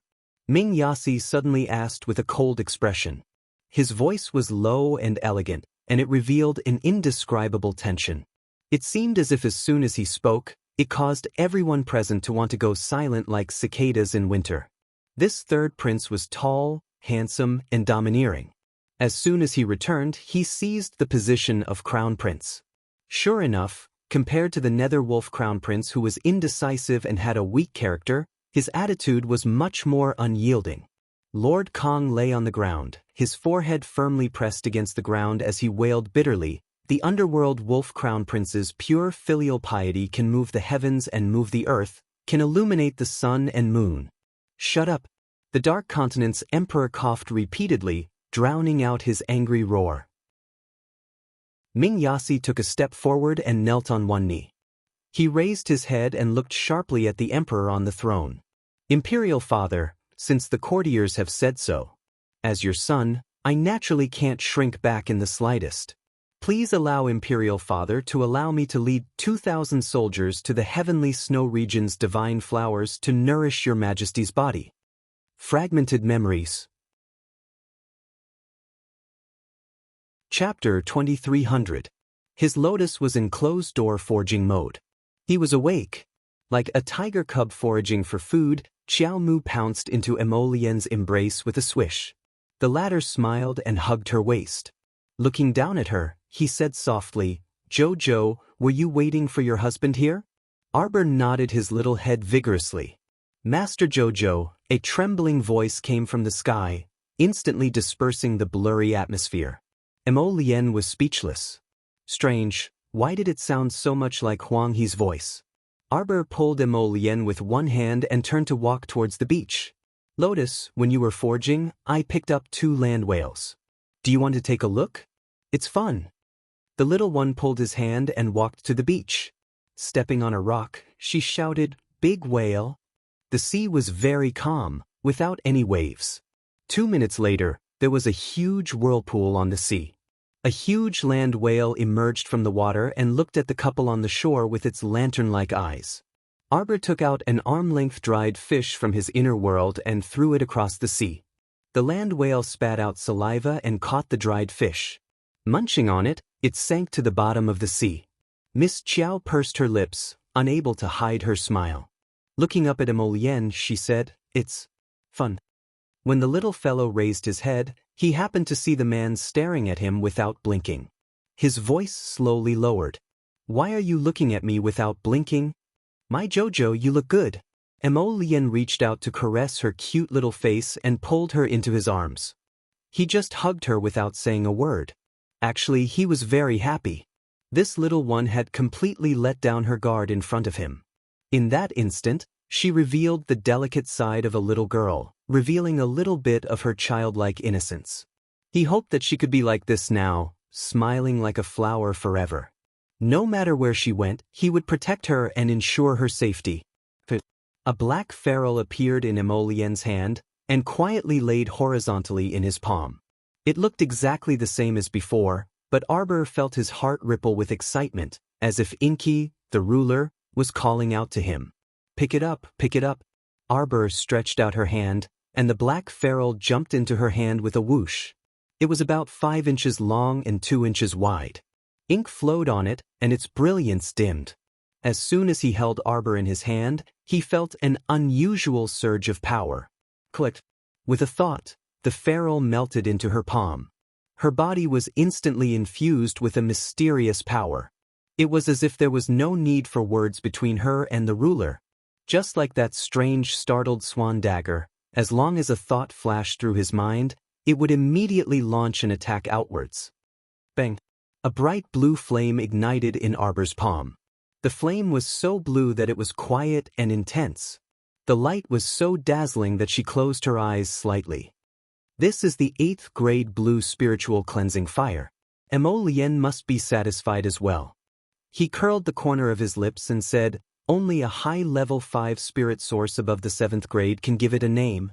The Heavenly Fire Secret Silver actually produced an 8th grade spiritual fire. This should be the credit of the Divine Weapon Master.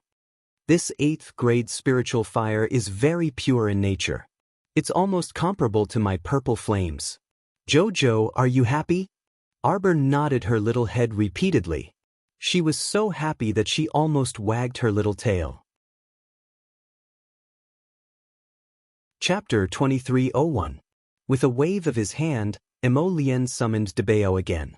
The moment Debeo came out, he said as usual, "Ah, my beautiful and invincible little Emperor Master. Debeo missed you so much." Arbor turned her little head away. Emolien couldn't help but chuckle softly. He hugged her waist and lowered his head to whisper in her ear, What's wrong, Jojo? Whenever you meet someone or something that gives you a headache, you have to change your habit of not talking. If you have nothing to do, bring Debeo with you and talk to you.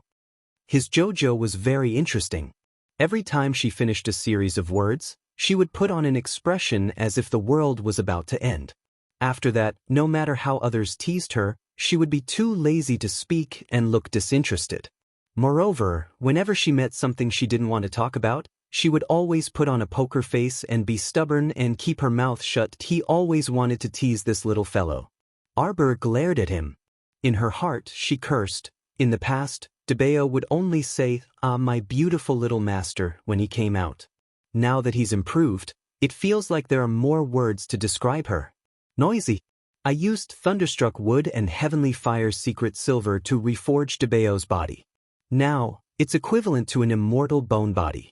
The realm of a body cultivator can't be increased, but its actual ability should be beyond a 15th level body cultivator and can fight against an 8th level spiritual master. Jojo. At Emo Lien's signal, Big Treasure turned around, and a serene blue flame flashed across his shiny black body. With a punch, he directly pulverized several huge rocks on the beach into fine powder along with the blue flame. There was also a deep crater on the beach. Her Debeo had become powerful. Arbor's little mouth opened. She hurriedly shouted, don't hit, don't hit." But her beach was killed. She saw that the small crabs were beaten out of the pit. They were so scared that they ran around in panic. How pitiful. She had planned to fatten them up and cook them for dinner, and if they were killed now, what would they eat in the future? Emo Lien lowered her head and glanced at her little face. She hugged her and chuckled softly. Chio is free. Let it go to the replenishing beach. Arbor rubbed his belly and blinked at Emo Lien. Hubby, Jojo is hungry. I want to eat porridge. How about I cook fish porridge for you? Emo Lien kissed her forehead with a grin, and with a flick of his sleeve, he released a black, copper-colored golem. Jojo, this is number 1. Keep him by your side in the future. If there's anything dangerous, just let him do it. It doesn't matter if he dies. I still have 2 and 3 in my hands. I'll be able to use them after forging for a while. Xiao Mu curiously glanced at that one. He was taller than Debao and was not as smart and noisy as Debao. When you don't let him move, he will just stand there and do nothing. Perhaps this is a normal golem, Xiao Mu thought. He didn't seem to be as durable as Debao, so his strength was probably average. This mechanical puppet is a level 15 Great Mystic Cultivator. Its level is too low. Emo Lien had her put it away and said with a grin, no need to feel heartache. Just let him go to those dangerous places. Arbor found it a bit strange. This mechanical puppet was Prince Mo's creation, after all. Of course, she would feel heartache if it was damaged. He actually told her not to feel heartache. So strange. Moreover, didn't mechanical puppets only become body cultivators? How could they become level 15 Great Mystic Cultivators? Arbor scratched her little head. Chapter 2302. Meanwhile, Emo Lien glanced coldly at Golem 1, who was standing by the beach. She sneered inwardly. Lu Yiji, when you died, you probably didn't expect that you would become my Xiao's puppet slave even after your death. If your mechanical body doesn't collapse or die in this lifetime, you will have to continue working for my Xiao to atone for your sins. This is your fate. Arbor naturally didn't know that Golem 1 was a mechanical puppet that Emo Lien had reconstructed using Lu Yiji's blood and soul. After keeping the item in his inner world, Arbor removed the merging power of the feral ink and stored it in his own conscious. Then she looked up at Emo Lien and rubbed against his chest. Fish porridge? I'll cook it now. Emo Lien smiled as he held her hand and asked, do you want to eat corn? The little fellow nodded vigorously. Emo Lien held back his laughter and patted her head. Facing the sea, they listened to the calm rise and fall of the waves. After Xiao Mu ate 2 bowls of fish porridge and gnawed on a piece of corn, she rubbed her small, round belly before collapsing into Emo Lien's embrace, motionless. Sleep for a while before going out. The little fellow always had the habit of taking afternoon naps and dozing off after eating. Who knew who had spoiled her? Miss Chiao turned over and showed him the back of her head. After a full nap, Miss Chiao left Fish Orchid Planet with Prince Mo. The sky outside was already completely dark. Zhou Huan and the rest didn't disturb them and practiced talisman techniques in their rooms. Early the next morning, Miss Chiao led a handsome man out of her room and bumped into them in the corridor. Zhou Huan glanced at Mo Lian in astonishment. When she saw his icy gaze sweeping over her, she involuntarily shrunk her neck and asked, Eldest miss, when did the son-in-law come? The people around Miss Chiao always appeared and disappeared mysteriously. Just like that second uncle master who seemed to have mysteriously disappeared, that this son-in-law came and left quickly. My husband has always been by my side, Arbor said casually. He held Emolian's hand and walked downstairs. Zhou Huan opened her mouth, and Chi Hua hurriedly tugged at her sleeve. Don't ask too much about the eldest Mrs. Matters. Since she's willing to tell us, let's just listen. Don't ask anything else. After all, Zhou Huan was the youngest. After being reminded by Chi Hua, she nodded clearly. They were all smart people. They had long realized how different the eldest young miss they followed was compared to others. Not to mention that the talisman creation books and spiritual techniques that she took out were all of the best quality. Take the ancient fire phoenix and the blue luan as an example. Were they things that ordinary people could possess? Eldest Miss had a lot of secrets. They had just started following Eldest Miss, so it was reasonable for Eldest Miss to hide things from them. After spending more time together, as long as they performed well in front of Eldest Miss and made her feel that they were trustworthy people, she would definitely treat them differently. The two of them had eaten a sumptuous breakfast on Fish Orchid Planet. Naturally, they were not interested in a pot of millet porridge. Seeing Zhou Huan and the rest eating the millet porridge with white steamed buns with relish, Arbor took out a plate of minced meat and cornbread from his inner world and placed it in front of them. Jojo hated eating white steamed buns the most. Vegetable buns or meat buns were what she liked. She didn't like bean buns or sesame buns either. Chapter 2303. Stunned, Zhou Huan and the others quickly reached out to grab the minced meat steamed buns. They were not stupid. With delicious minced meat steamed buns, they naturally kept the white steamed buns in their inner worlds. Arbor silently glanced at them and made an evaluation in her heart. They were quite thrifty. At this moment, a group of people came in through the door. Xiao Mu reflexively looked back, and her expression involuntarily froze. The group of people who came in through the door was led by a 15-year-old youth wearing a brocade cloak. When he saw Arbor, his eyes suddenly lit up and he called out to her, Jojo? Why was the young master of the Zhu family in Wenka City here? Arbor nodded at him. Patriarch Zhu quickly walked up and bowed with a smile. Little godly doctor, what a coincidence. We met the little godly doctor as soon as we entered the city. Arbor looked at him helplessly. Why are you here? Zhu family head smiled and said, It was Manor Head Gung who gave the order to transfer me here. The residence has not been settled yet, so we plan to stay at the inn for a few days.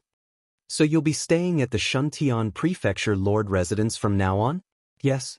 Then he would be promoted. Arbor replied with an ong and turned to look at young Master Zhu Su's complexion. Your son's complexion is rosy and his breathing is steady. He should be almost cured. Take my prescription for another 10 days, then he can stop taking the medicine. Patriarch Zhu was overjoyed and thanked Arbor repeatedly with cupped hands. The few of them chatted for a while. Then, Zhu family's head took the young master upstairs. After Arbor and Emolian left the city, they found a secluded place and released all the teachers and students from the top academy. After a discussion, Wei Wei, Zhou Danjin, and the others planned to return to the academy and tell Dean Yunfei about the situation. Qi Xianxian and the others naturally made up their minds and ran away with Arbor. Zhou Danjin said a few words to the students, and then said, If you want to go to the Divine Land, it will not be an easy thing. Jojo, why don't you come back to the academy with us? The dean should know more about this. Wei Wei said with a straight face, If you insist on going, I can provide you with a map. The main entrance of Shuntian Prefecture to the Divine Land is on the hillside behind Mount Mang. Yes. It's near Gale Town. Zhou Danjin nodded and said, Gale Town is a town that gradually became popular because of this main passage. Because it's the closest place to China, the town may sell some good things that we don't often see outside. Arbor was not very interested in shopping. He just nodded and said, Can I go to Shenzhou at any time? Of course not. Wei Wei said in a muffled voice, Why are you in such a hurry to go to the Divine Land? Although your cultivations are considered outstanding in the younger generation of the 6 prefectures, your cultivation is still very low. But if you go to the Divine Land, maybe you'll be nothing. That's right. You can continue to cultivate in the academy for another 10 years or so. It won't be too late to go to the Divine Land after that. Zhou Danjin also advised. I've wanted to go to the Divine Land for a long time. Arbor said calmly, Instructors, what do you think about the spirit chi of the 6 prefectures compared to the fish orchid planet? Wei Wei was speechless. Zhou Danjin rubbed his chin and coughed lightly. If you go to the Divine Land, you can cultivate in the fish orchid planet for a while. Arbor nodded and said, Xian and the others can continue to cultivate for a while. Chapter 2304. As for her, the Divine Land was so big that she needed to get to know it better. Besides, she wanted to see the expressions of the people who tried so hard to stop her from going to the Divine Land when they saw her. There's a transportation array in Mount Mang. You need to pay enough spirit stones to activate it. It can only transport one person at a time. The array is only activated on the 15th. If you go now, you'll have to wait for a few days. No need. Arbor reached out and grabbed a small boat. It said that there are no obstacles in the upper 3 prefectures, the middle 6 prefectures, and the lower star area. Red firmament wave. Wei Wei was shocked. But Zhou Danjin was calm. He had seen this ship before. He nodded with emotion. All right. Instructor, you forgot that you have such a divine weapon. Then there's no problem. When you go to the Divine Land, you have to be careful. It's good that you change your temper. Arbor pursed his lips. After bidding farewell to the nagging instructors, Arbor took Qi Xian and the others back to Fish Orchid Planet and let them cultivate on their own. Then he returned to the inn, took Zhou Huan and the others, summoned the Blue Luan, and rushed to Mount Mang with Mo Lien and the others. Are you afraid? Arbor turned and asked the youths. Those people shook their heads in unison. It would be a lie to say that they were not afraid. With their cultivation and talisman power, they were going to follow Eldest Miss to the Divine Land. Wouldn't that make people panic? Would they be afraid? What was fear? Since they had made up their minds to follow Eldest Miss, they would not frown even if they had to climb a mountain of swords or plunge into a sea of fire. Xiao Mu curled her lips slightly, and the moment she neared Mount Mang, she tossed out the crimson firmament blue wave ship. She watched as it transformed into a magnificent sight before her eyes. In the blink of an eye, it expanded in the wind and transformed into a giant 3-story ship. Zhou Huan, Qi Hua, and the others stared so hard that their eyeballs almost fell out of their sockets. Before they could think about it, Arbor patted their backs. Let's go. Zhou Huan and the others flew out involuntarily and landed on the ship. This ship was actually floating in the air, drifting with the wind. With Zhou Huan's young temperament, he immediately cried out in joy.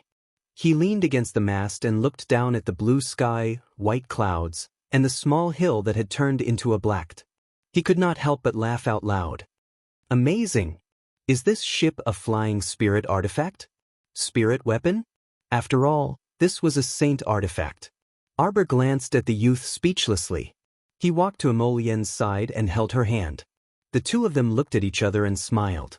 Then they turned their heads to look at the vast mountains. Let's go? Arbor asked. Emolien nodded. Okay, there's no time like the present. Let's go.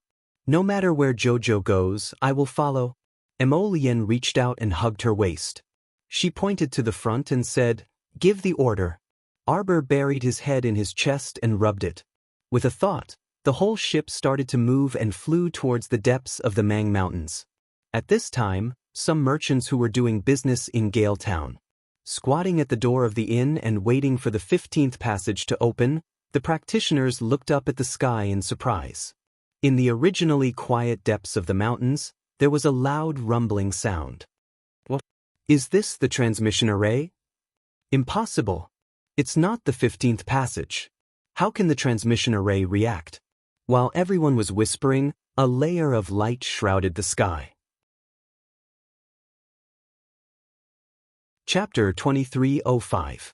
The passage to the divine land was really opened by force. Everyone jumped up in surprise and looked at the sky.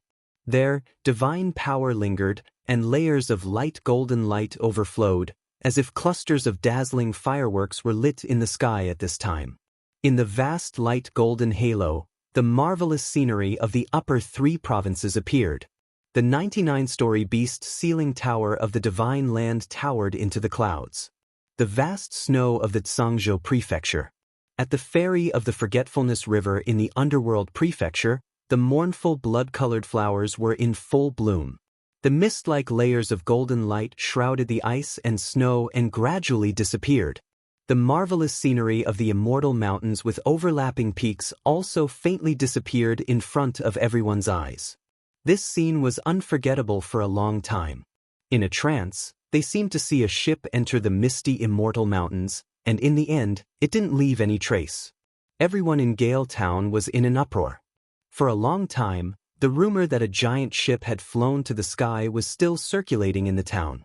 Spring filled the building. Young Master Song Fong sat quietly in a small attic, his fingers flicking back and forth a small jade wine cup.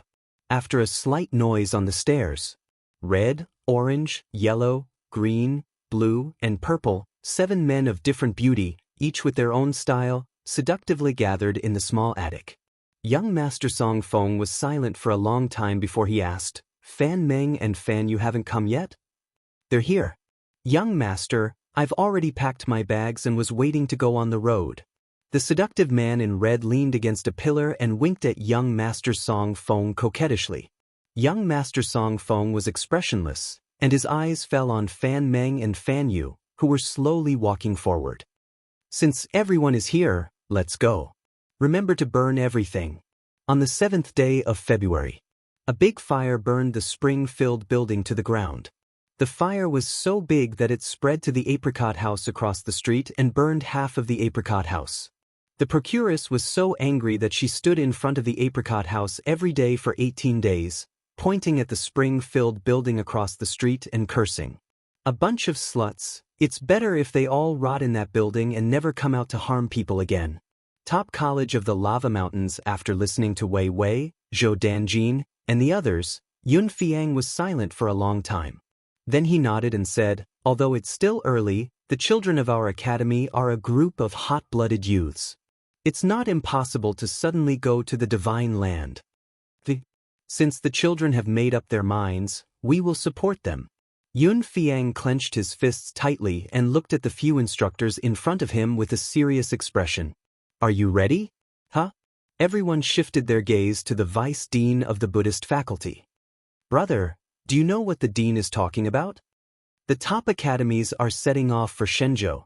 We will move the entire academy to Shenzhou and become a strong backing for the children."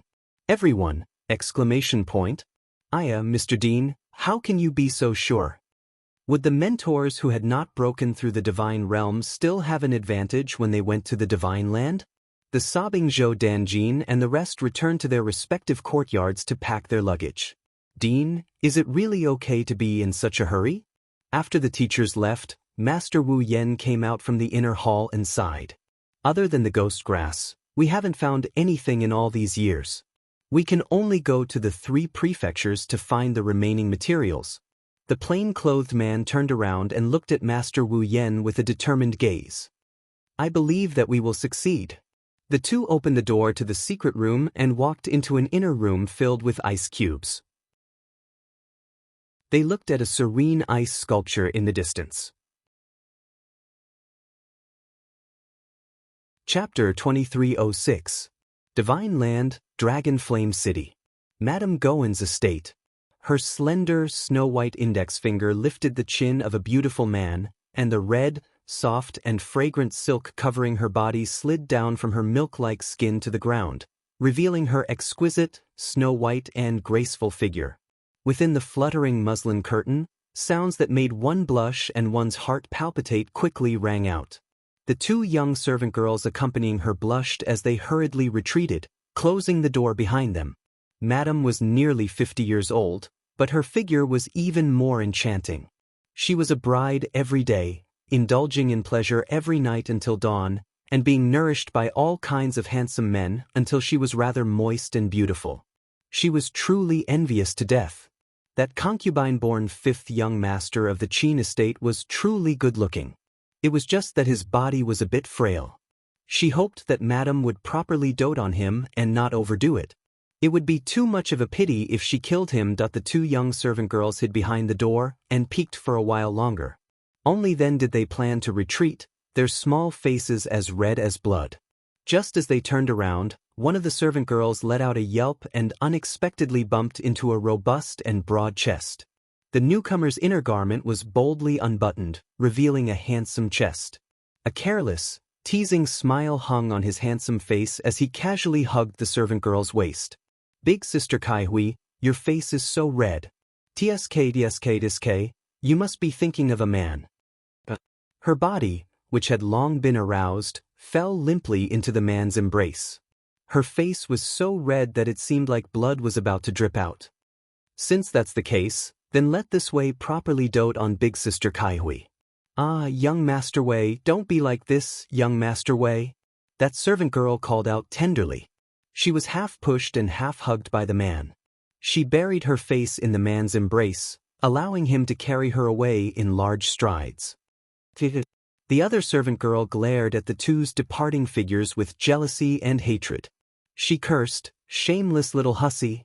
Madame treated people too leniently. She allowed this little slut to so brazenly seduce the young master in front of Madame's bedroom. Last time, she had mentioned to Madame that she couldn't indulge that little hussy Kaihui like this anymore. Madame, however, waved her hand indifferently and said that there was no need to care. Now that Madame had obtained the fifth young Sir Qin that she yearned for so much, perhaps she would be even less concerned about the other young sirs. Damn it. The current Madame of the State Security wasn't living happily with fifth young Master Qin under a red lawn tent like the young maidservant had imagined. That moaning and moaning just now was completely her own entertainment. No one else had touched her at all. She glared angrily at the man on the bed who had been stripped naked and drugged with several types of aphrodisiac. At this moment, his head was covered in cold sweat and his body was trembling nonstop, but he was still limp and motionless. The men of the Qin family were all tall and slender with exquisite features. Omega Kotoku and eldest young Master Qin were the most outstanding. However, those two people were not easy to deal with. This fifth Qin appeared to have a delicate temperament, but who knew that he was actually very unyielding. Damn it. The meat was already in her mouth, but she couldn't eat it. This made Madame's heart itch even more unbearably. A trace of resentment slid across Madame of the State Security's indescribably beautiful face. She reached out to stroke the man's face with extreme gentleness as she exhaled a light pink fragrant mist. "Fifth young sir, do you know that your appearance right now when you would rather die than submit is especially lovable? Unfortunately, no matter how resolute and unyielding a man who has fallen into my State Security's hands." Chapter 2307. In the end, you'll still lead a befuddled life under my bewildering fragrance. A pink fragrant mist curled around the man's face. In the haze, the fifth young master's skin was increasingly fair and his features were picturesque. His jade-like forehead was covered in layers of cold sweat, and he bit down on his tightly pursed lips, leaving a faint trace of blood. "Darling." Madame Guo's heart simply itched to the extreme as she looked at the man in front of her. She stroked him up and down with all her might with her red-painted fingers, and her red lips pressed against his, continuously exhaling a fragrant mist. Damn it, he was actually still clear-headed even after being hit by such a deep, bewildering fragrance and adding several types of aphrodisiac incense. It seemed like this man wasn't as frail as he appeared to be. His willpower was truly firm. This was like catching a rabbit right in front of your eyes, yet there was a thick defensive barrier between you, so you couldn't eat it no matter how hard you tried. Madame Guo was both anxious and angry.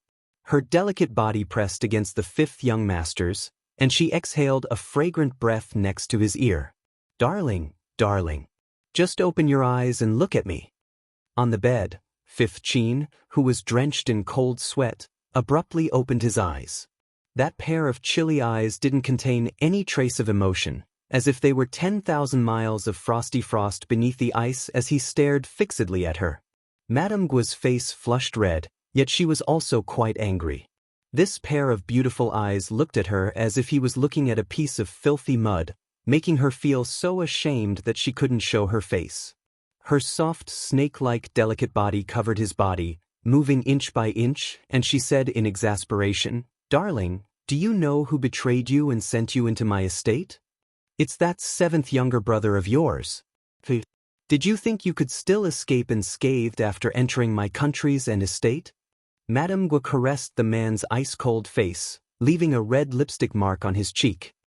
"My darling, why must you harm yourself like this? Hurry up and come over, okay?" Truly disgusting. The man's chilly voice was just like his eyes, merciless and grave.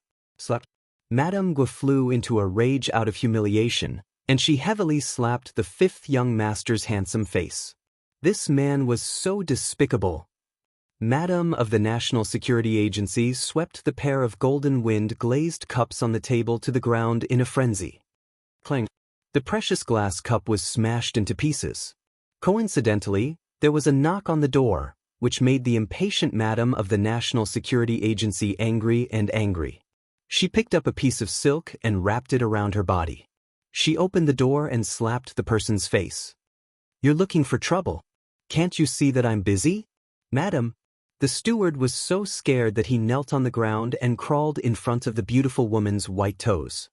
He repeatedly kowtowed and said, "Madam, please forgive me. Madam, please forgive me. This lowly one didn't dare to come and disturb you. It's just that outside the door. The eldest young master of the Qin estate brought people to fight their way in." Madame Gowen's face contorted as she stomped on the steward's head. "Idiot! Don't you know how to block? Block? What do you want to use to block this young master's path?"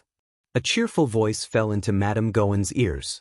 When she raised her eyes, she just happened to see a handsome young master in a white robe gracefully walking to her side. He very flirtatiously used a small gold fan to prop up her blushing face, and he clicked his tongue and said, "Madame Gowen, you're truly beautiful to the point of making one's heart beat." The silk cloak on Madame Gowen's body covered the important parts, leaving a large portion of her fragrant shoulder exposed to the air. Chapter 2308. A man with weak self-control would definitely have a nosebleed at this moment. Yet eldest young Sir Qin could still tease her without a change in expression that instead, it was Madame Guo who groaned at his teasing.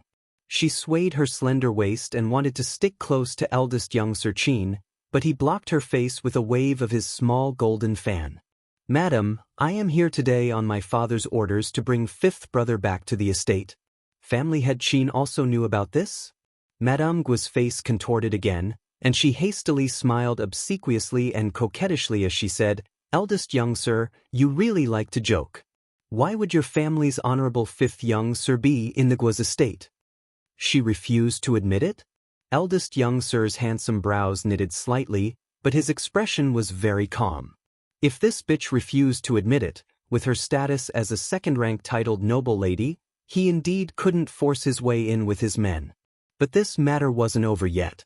"In that case, my fifth brother really isn't here with Madam?" Eldest young Sir Qin didn't get angry and smiled mildly. "That's right.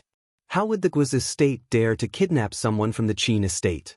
Don't you think so, eldest young sir?" Before Madame Guo's hand could land on Qin Xian's shoulder, her hand was slapped away by the latter's fan.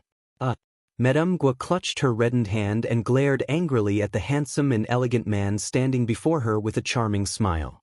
He really hit her hard. This hateful man didn't know how to treat a woman with tenderness at all. "Since Madame has made it clear that my fifth brother isn't in your estate, then this young sir will take his leave." Eldest young sir bowed with a grin and turned to leave.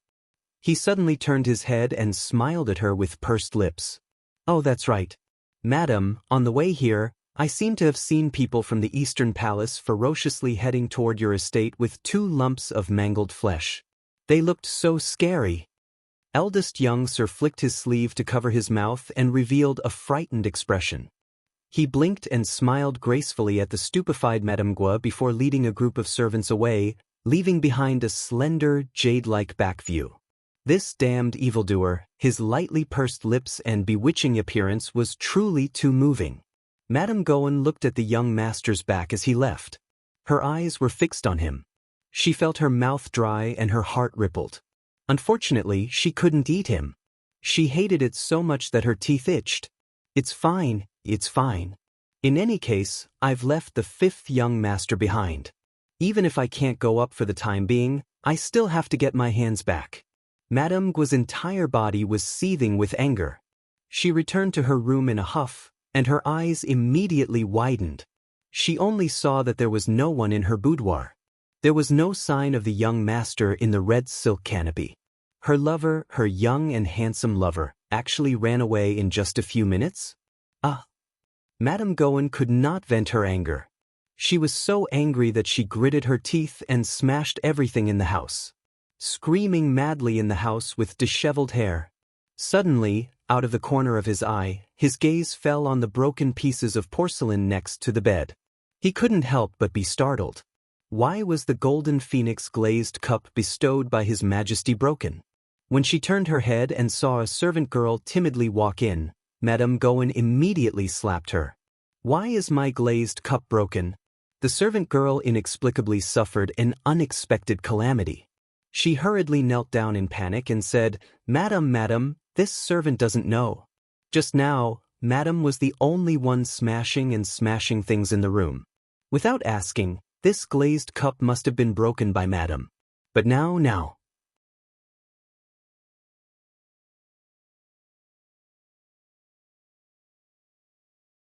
Chapter 2310. On the other side, 5th young Sir Qin, who had been carried out of the state security estate by 2 shadow guards, was only wrapped in a thin white robe as he tightly covered himself. Upon exiting the state security estate, 5th young Sir got off the ground and walked on his own.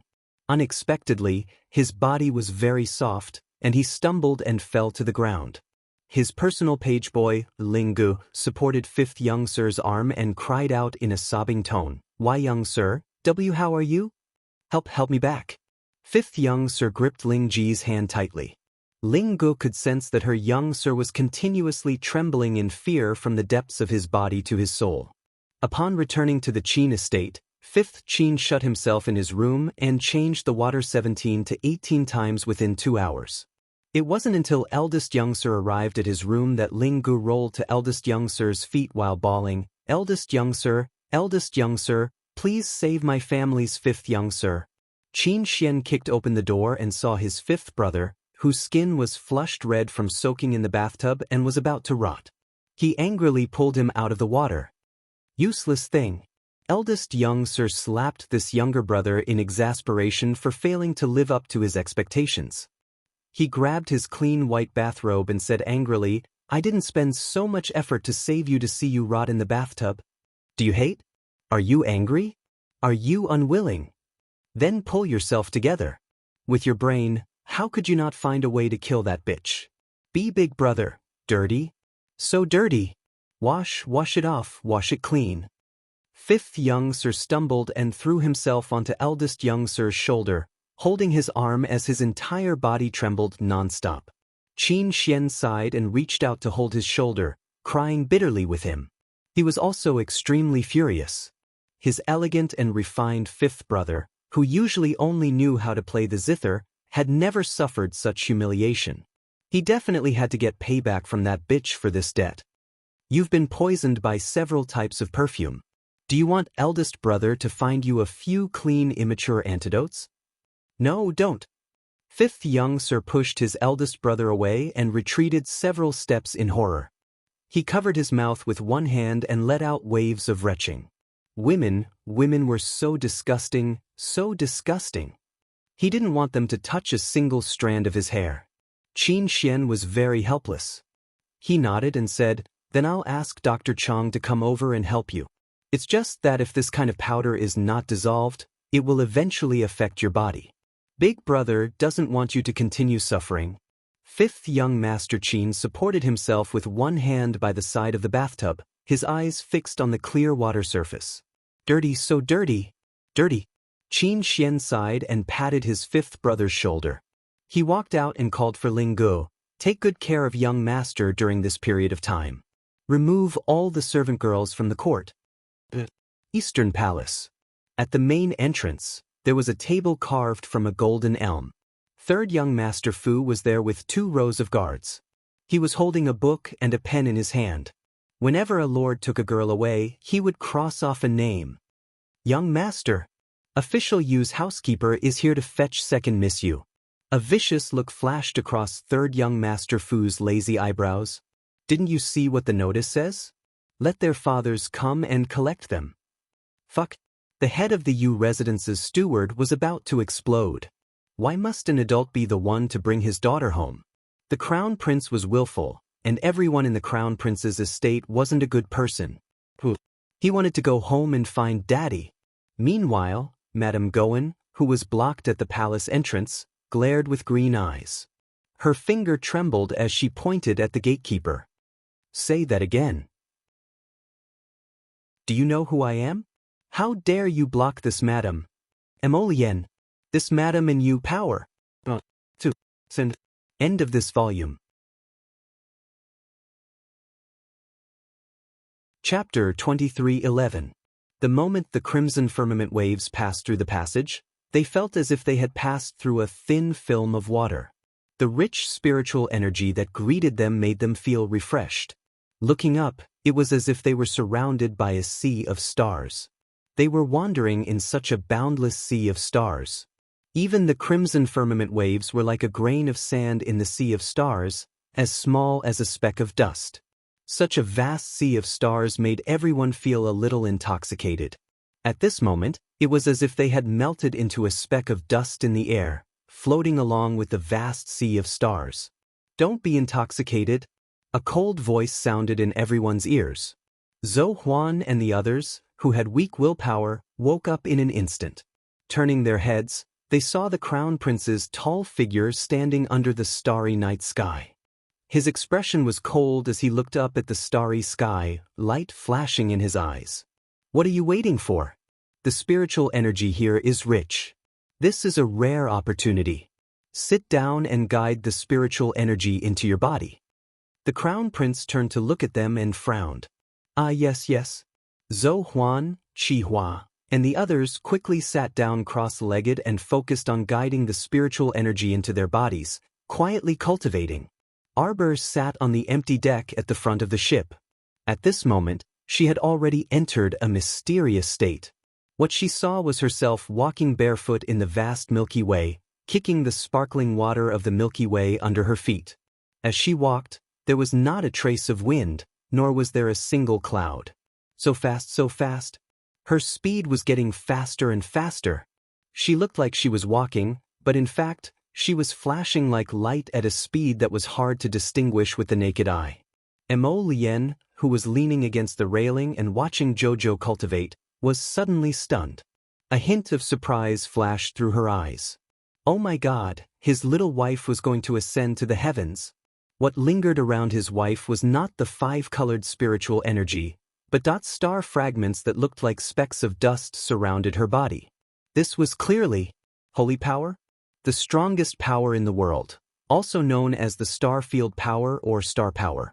The little guy who had not broken through to the great spiritual master level had actually sensed the purest holy power in the world. Looking at the saint force, they were scrambling to enter the little one's body, but they were blocked by a stream of light. Emolien then set his mind at ease. He already knew that this little thing's body was very strange. It was as if there was a powerful protective force hidden in her small body. Anything that would harm her body would be inadvertently blocked by this force. Although the saint energy was good, the little thing's current body would definitely not be able to accept it. Even if he forcefully absorbed it, he wouldn't be able to absorb it. To her, the saint energy was no longer a supplement. Instead, it was harmful to her body. She was someone who had not even reached the divine state yet. You want her to accept the saint energy beyond her level? Aren't you just looking for trouble? The pitiful spiritual energy was blocked by the turbulent and overbearing saint energy, and it could not even get close to Xiao's body. Mo Lian was instantly at a loss for words. With a flick of his sleeve, he released the holy fire to absorb the surrounding saint energy. This allowed the surging spiritual energy to pass through the layers of obstacles and rush towards their little master's Dantian star field without any hindrance. A ball of extremely strong light was absorbed by the Dantian star field along with the spiritual energy from all directions.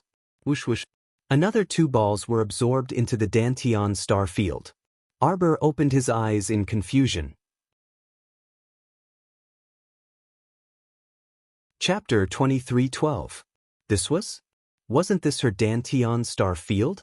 Just like the starry sky in front of her, her Dantian star field was also vast and boundless. A fist-sized star was hanging high in the center of the star field. This star, which was supposed to be the most dazzling, was still in a deep sleep. It was surrounded by 4 stars of almost the same size but different colors. Only the blue fish orchid star was lit up. In addition, there was a small Chu Yun star floating in the distance. It was close to a colorful paradise star. However, at this time, she could clearly see that 3 white nameless stars were absorbed into this star field. They were floating in the upper left corner of Chu Yun star. 3 nameless stars? Arbor was moved. His spiritual awareness captured the small spiritual awareness body and let her go in for a stroll. The spiritual awareness body ran around the 3 spacious nameless stars in a very funny way. It ran until it was out of breath before it stopped. No, it was paralyzed. It was paralyzed on one of the nameless stars. It was so lazy that Arbor couldn't bear to look at it. This thing definitely couldn't be her spiritual awareness body.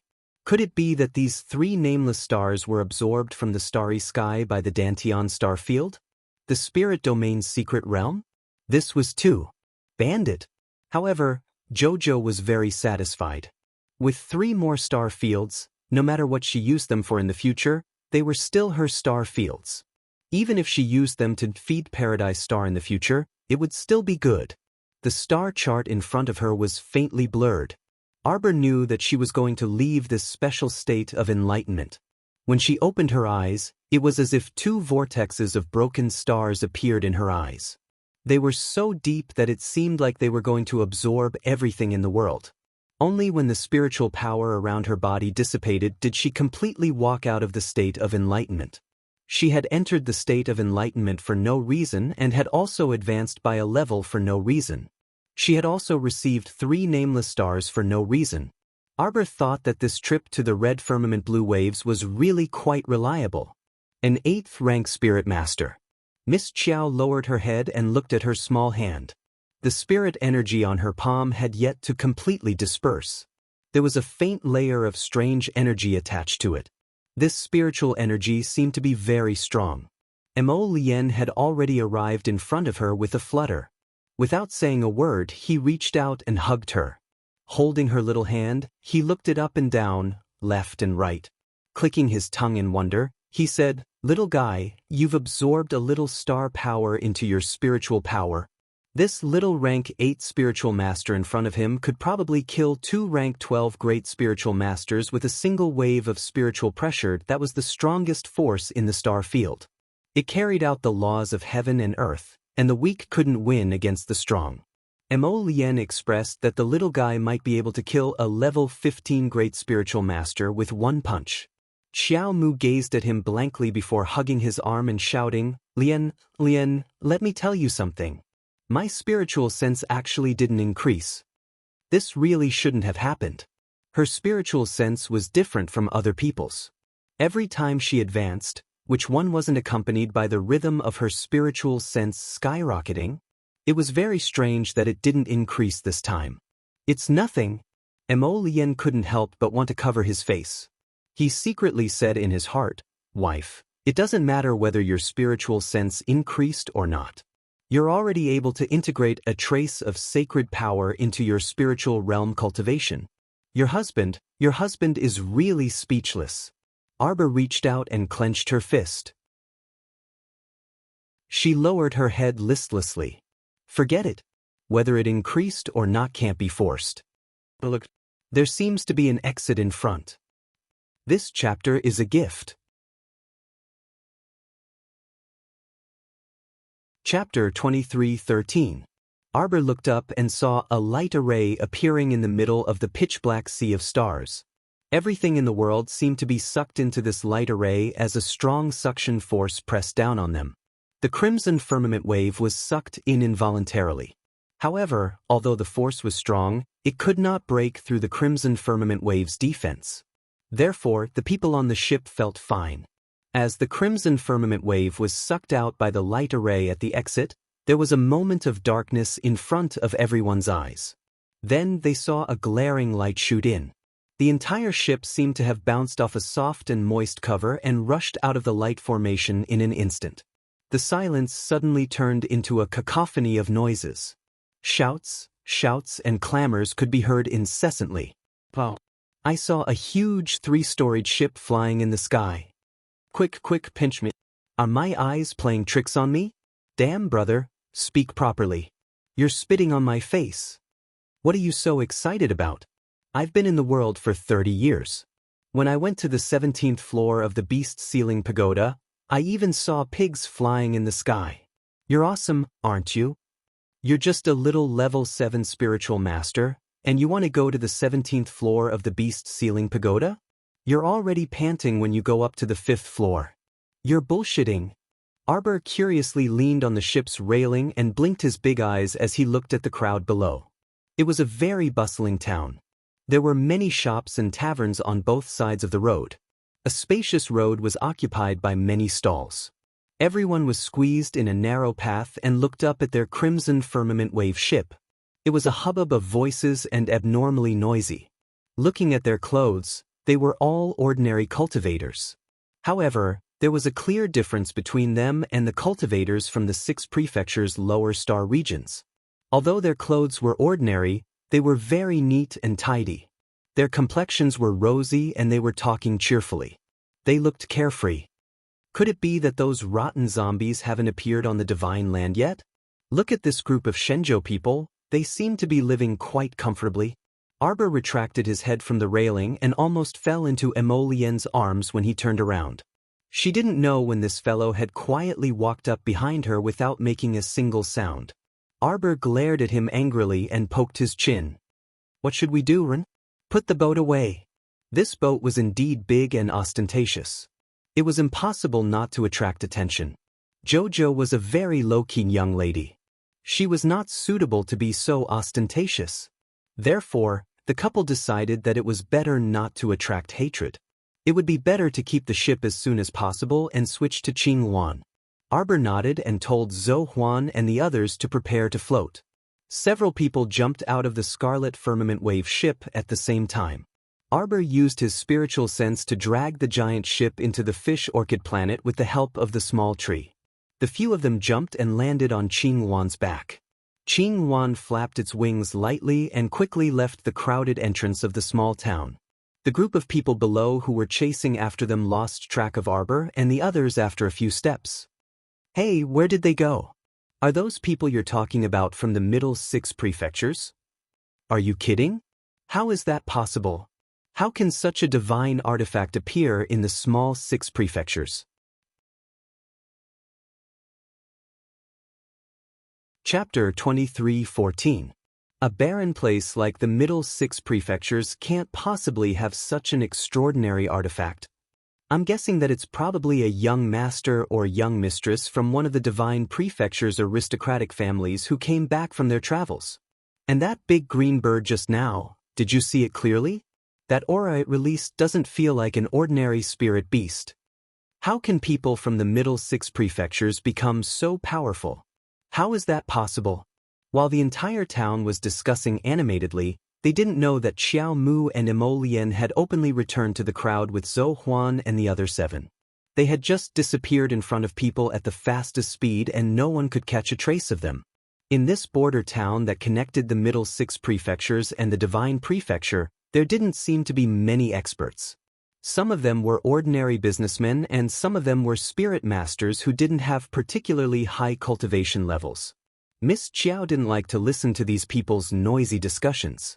They were nothing more than praising the people of the Divine Prefecture and belittling the Middle 6 prefectures. But if these people knew that Miss Chiao didn't come from the Middle 6 prefectures but from the Lower Star region, wouldn't they all come to watch as if someone from another star region had invaded? A group of people who were ridiculously arrogant. Arbor was led by Mo Lien to a stable in the northernmost part of town. These weren't ordinary horses. These horses were mostly level 8 or level 9 mystical beasts. Their running speed naturally couldn't be compared to ordinary horses. Their flying beasts were too eye-catching. If they really let them out, it would be like what happened just now, which was very troublesome. The young couple wasn't interested. They were surrounded and watched as if they were divine beasts. How much is it? An level 8 spirit horse for 1 spirit stone. That person stretched out a finger and waved it in front of Mo Lien and Arbor. How about hiring a driver? That depends on where you're going. Dragon Flame City. Dragon Flame City is thousands of miles away from this border town. Even my strongest and most vigorous spirit horse would need at least 10 days to half a month to travel. Mo Lien looked at him expressionlessly. Name your price. The horse seller immediately became spirited and grinned. Young master, you don't know. If I were to hire a coachman for you. 9 horses and a coachman. A coachman and a more comfortable carriage for you. The journey to Dragon Flame City will cost at least 15 spirit stones. 9 horses will cost 9 spirit stones. How about this? I'll give you a discount. How about 20 spirit stones? Mo Lien nodded. She didn't even try to bargain with him. Instead, she reached into her inner world and took out a money pouch. Then, she poured out 20 spirit stones and gave them to the young man. The little brother smiled so widely that his teeth could not be seen. He reached out his claws to touch the few spirit stones and put them all into his pocket. His attitude towards them was clearly more respectful. Young masters and young misses, please wait a moment. This lowly one will go and prepare now. Oh my, I really couldn't tell that this handsome young master was really a generous grandpa of the god of wealth. Judging from his appearance, he was just a pretty boy. Brother horse seller secretly complained. Unexpectedly, he took out 20 genuine spirit stones without hesitation. He really looked at him in a new light. One had to know that this was Brother Horse Seller's first big business deal since winter. It even benefited that coachman Chin who hadn't had much business for a few days. Chapter 23:15. Brother Seller held the 3 spirit stones in his hand and walked towards carriage driver Chen's dilapidated courtyard with a smile. Giving him 3 spirit stones should be enough. If he had not taken on this big order, carriage driver Chen would still be at home like a corpse. Therefore, it was normal to take a portion of the commission. Move aside, move aside, move aside. All of you, move aside. Rough roars, accompanied by all sorts of curses and complaints along the way, filled this area. A group of aggressive burly men appeared in front of everyone's eyes and were chasing after a young girl who was running in a panic. That scene was not very beautiful. Originally, more than half of this street was occupied by 2 stalls. Now that they had bumped into the scene of burly men catching a young girl, this made the street even more crowded and difficult to walk on. That young girl cried until her eyes were swollen like walnuts, and the corners of her eyes were bloodshot. As she cried mournfully, she hurriedly turned back to take a look. However, when she saw the burly men closing in on her, her eyes were dyed with a trace of fear, and she ran forward wildly. Outside the crowd, that white figure was especially eye-catching. He stood in front of that dilapidated stable. Even though the background was very old and dirty, he looked especially elegant and noble. Arbor had already seen the group of people running over. The little fellow reflexively pulled Mo Lien back by 2 large steps, opening up a path for him. Unfortunately, that young girl who seemed to have an extremely miserable life was still rushing towards them. To be precise, she pounced on Mo Lien. Arbor. Almost as if it was a conditioned reflex, Miss Chiao flew up and kicked heavily on that young girl's chest. She directly sent her flying with a kick. Everyone's jaws dropped at the same time. Including Zhou Huan and the other 8 people standing behind the two of them, their shocked expressions were especially hilarious. What was going on? Everyone looked speechlessly at the young girl who bravely kicked that young girl away. With one look, they were immediately stunned. Previously, this little girl had been standing beside the white-clothed man. Her body was wrapped in a thick fur cloak, and her small head was hidden under a hat. At this moment, she swiftly moved. After a kick, the velvet hat on her head slid down to her shoulders, revealing a small, delicate, expressionless face. Mo Lien held her forehead and couldn't help but laugh out loud. Look, his Bao Bao was so unpredictable. Look at that, he's shocked everyone. Which family had such a fierce young lady? When she saw someone pouncing on her husband, she immediately kicked him away. That poor unfortunate young lady. After being sent flying by Miss Chiao's kick, her delicate and weak body fell heavily to the ground, unable to recover for a long time. Isn't that so? Who would have thought that he, who had such a hard life, would actually meet someone who didn't talk nonsense with him? Everyone looked at the fierce little girl in front of them with different expressions. He felt that the little girl was not in a good mood. People with strong survival instincts had already shut their mouths and retreated to the side, quietly watching the show. But there were always self-proclaimed righteous people who stepped forward to shout with righteous indignation. At this moment, a scholarly man walked out and angrily questioned Arbor, "What's wrong with you, young lady? Why did you kick someone for no reason? She doesn't know how to walk." Arbor frowned. Chapter 23:16. She doesn't even have eyes, pouncing straight at her husband. If I don't beat her up, who should I beat up? Jojo's motto was to beat anyone who dared to pounce on her husband. You don't follow the rules at all. Everyone's jaws dropped again, and the corners of their mouths couldn't help but twitch. Where the hell did this little guy jump out from? Shouldn't such a delicate and soft little girl be very kind? Even if she met those old grandpas and grannies who couldn't walk, she couldn't help but reach out to help them. What's more, a girl who seemed to have such a tragic background ran over to them to ask for help. If it was an ordinary aristocratic family's daughter, shouldn't she ask her husband to save her in order to show her magnanimity and take her in as a personal maidservant while she was at it? If Arbor knew what these people were thinking, he would definitely ruthlessly mock them. Crazy. If you're overflowing with sympathy, then go save her, go be that sunflower and illuminate the common people. This baby doesn't want her husband to save other women. She never thought of herself as a good person, so naturally, she didn't have this kind of pure and holy character. She was a bad silver. Good people don't live long, bad silver world. She'll just be a bad silver. Ta-da! The little fellow walked a few steps forward, frowning as she looked at that purple lump on the ground. She stretched out her hand and pointed. Take it away. A good dog doesn't block the way. Just leave it here, they still have a lot of horses to bring out later. The righteous scholar was simply about to faint from anger. His finger trembled as he pointed at Miss Chiao, angrily saying, You're a girl, how can you be so unsympathetic? Didn't you see that this girl was completely unable to get up after being kicked by you? You're so devoid of conscience and inhumane, I really don't know which family's lord taught you to be such a top quality. This young master spoils her. Why, do you have a problem with it? Mo Lien stared at that righteous scholar and said with a mocking smile, Since you have such a sense of justice, why don't you bring this pitiful girl back and raise her well? The little fellow nodded in agreement with a common enemy, raising both hands in agreement with her husband's words. You should bring her back and raise her. You're so virtuous and full of righteousness. You're such a noble savior of the world, you shouldn't ignore the girl's life and death. Mo Lien continued to ridicule.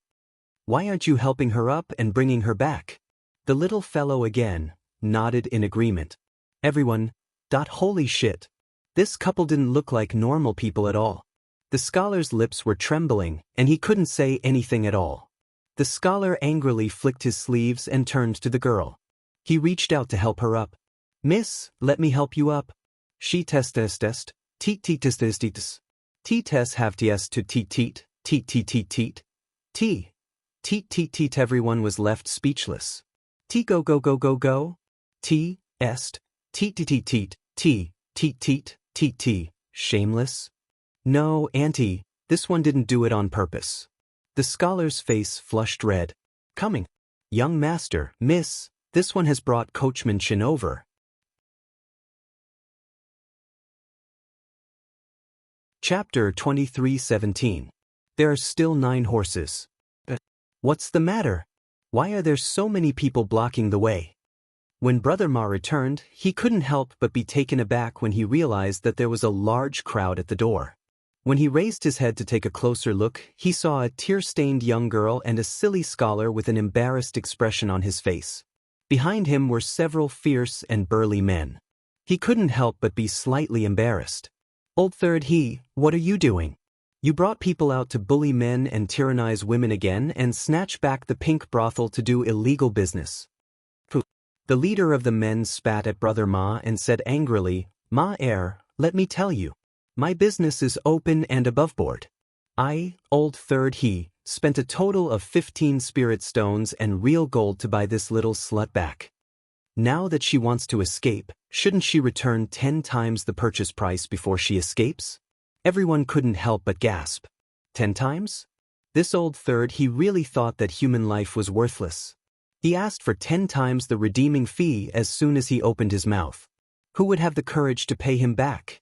That clearly meant that he wanted that girl to work in the pink brothel for the rest of her life. She's also a pitiful woman, everyone thought. Everyone knew that there weren't many women who could live long after entering the pink brothel. That young lady promptly wailed out in grief, and in front of everyone's stupefied gazes, she threw herself at Mo Lien again. Young sir, save me. Please save Xiao He. This girl was a fool.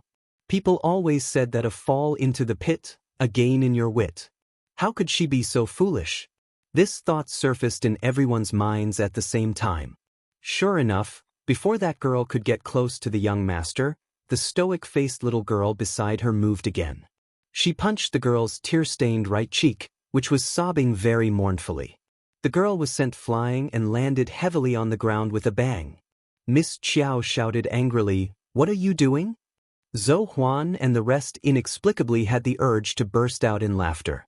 It was clearly such a bloody and violent scene, but eldest Mrs. Vicious Aura was unexpectedly somewhat funny. No, I can't laugh out loud. At this moment, eldest Mrs. Mood was getting worse and worse. Her 2 delicate eyebrows were already knitted together.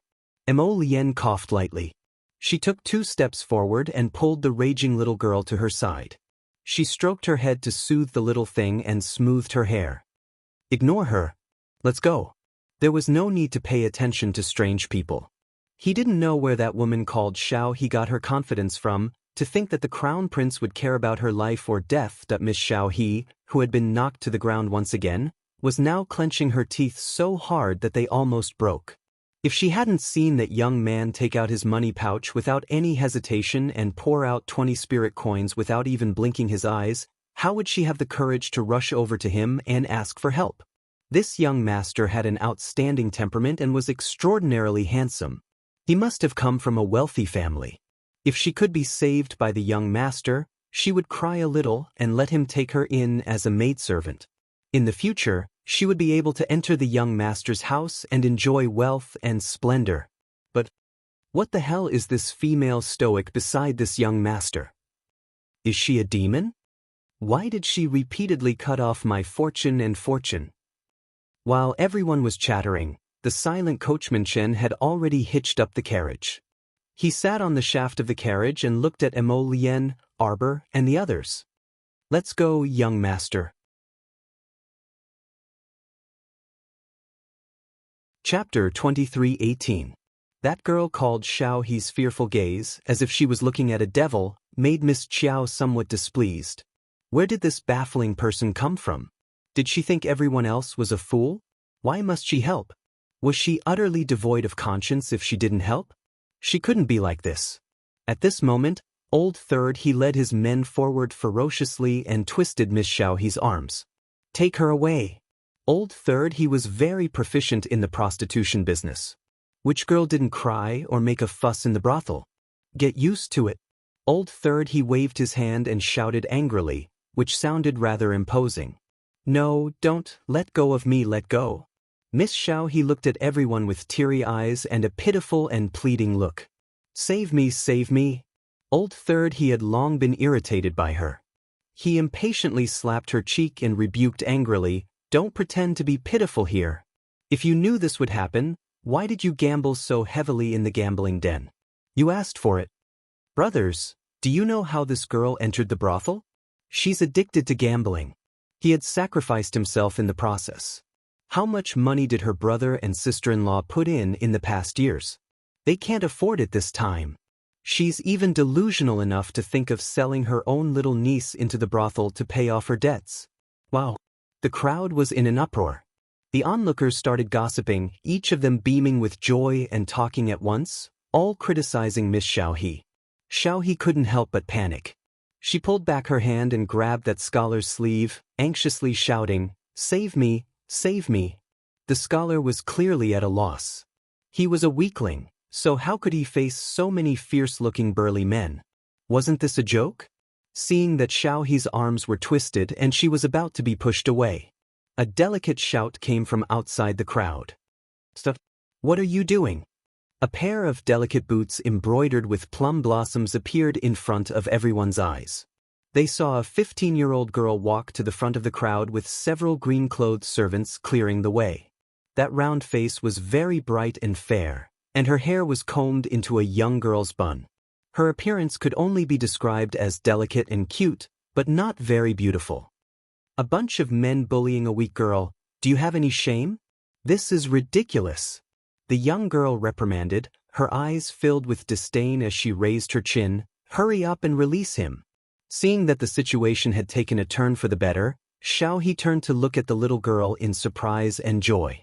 She cried out, Miss, save me. Mississippi coachman Chen sat on the shaft of the carriage and skillfully picked up the horsewhip. He looked in the direction of Emolien. Emolien reached out to carry the little boy and put him in the car. Jojo, are you tired? Go and sleep for a while. I'll call you out for lunch at noon. Arbor nodded. She knew Emolien's intention. She was in the carriage, so she could roll into the Peach Blossom Star at any time and come out again. After putting Jojo on the carriage, Emolien, Zhou and the others got on their horses and followed the carriage. The crowd naturally parted to the left and right, creating a passageway that wasn't too wide. It would take some effort for the carriage to pass through. Fortunately, Coachman Chen's driving skills were good, and he drove the carriage in a decent manner. Emolien wasn't someone who would meddle in other people's business. She didn't pay attention to this farce, and the few of them directly left the crowd. A gust of cold wind blew the curtain of the carriage. Arbor was playing with an exquisite hand warmer with her head down. She didn't notice that someone had passed by outside the carriage window. She suddenly stopped and turned her head. A pair of eyes that were like the stars in a cold night stared fixedly at her for a moment. To make up for yesterday's episode. Chapter 23:19. Big brother, what are you looking at? The round-faced girl kicked off her exquisite boots and grinned as she moved to the man's side. It was really strange that her big brother was staring at that carriage until his eyes were a little straight. Thump, thump, thump, thump. That man seemed to hear his own heart beating like a drum. The blood in his body inexplicably boiled as if it was trying its best to get closer to that carriage. But what kind of strange feeling was this? He had never experienced it before, and it wasn't until he heard his sister's cry that the man inexplicably returned to his senses. He turned around and looked like he was in his 20s. He had a slender figure with sword-like eyebrows and bright eyes. His pair of cold eyes swept over the girl without any warmth. Then, he frowned and looked at the tearful girl behind her. Who is she? The little girl was probably already familiar with her brother's coldness. She didn't care at all as she smiled and said, Big brother, she's called Xiaohe. She's my new maid. The man obviously wasn't interested in knowing who this Xiaohe was. He only coldly swept his gaze over the blushing Xiaohe's delicate appearance as a trace of annoyance flitted across his heart. We didn't come here to play around. Are you sure she can go to the 8 desolate mountain range? A trace of hesitation appeared on the round-faced girl's face.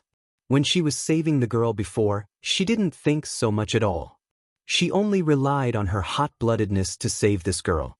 Now that her brother had pointed it out, she also felt that it was a little inappropriate. After all, they were going to a dangerous place like the 8 desolate mountain range. It was indeed a little cumbersome to bring a weak girl with them. However, since they had already saved the girl, they couldn't just casually throw her away and turn around to leave like this.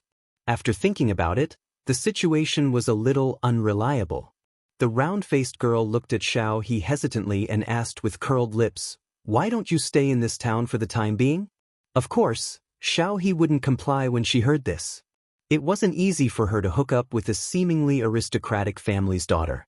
She had the opportunity to leave this border town and fly far away, rising step by step. How could she allow herself to continue staying in this godforsaken place? If she didn't firmly grasp this opportunity in her hands, she would definitely regret it in the future. Xiao He wept as she looked at the round-faced girl. "Miss, please take me with you. I can't stay in this town anymore. My brother and sister-in-law are both gambling addicts. If I can't leave with Miss this time, my brother and sister-in-law will definitely not let me off when they come back tomorrow. Now that they have caught me, they will definitely not let me go. They will sell me to the pink brothel for spirit stones again. Please be merciful, Mississippi. Take me with you." Xiao He begged bitterly. The girl looked at her brother. "Big brother, she's so pitiful. Let's take her with us. Just now, she told me that her culinary skills are not bad. At that time, when we enter the 8 desolate mountain range and kill shen beasts, we can even ask her to clean up and cook for us. You won't have to eat rations every day." The young man glanced at Miss Xiao He with a sharp gaze.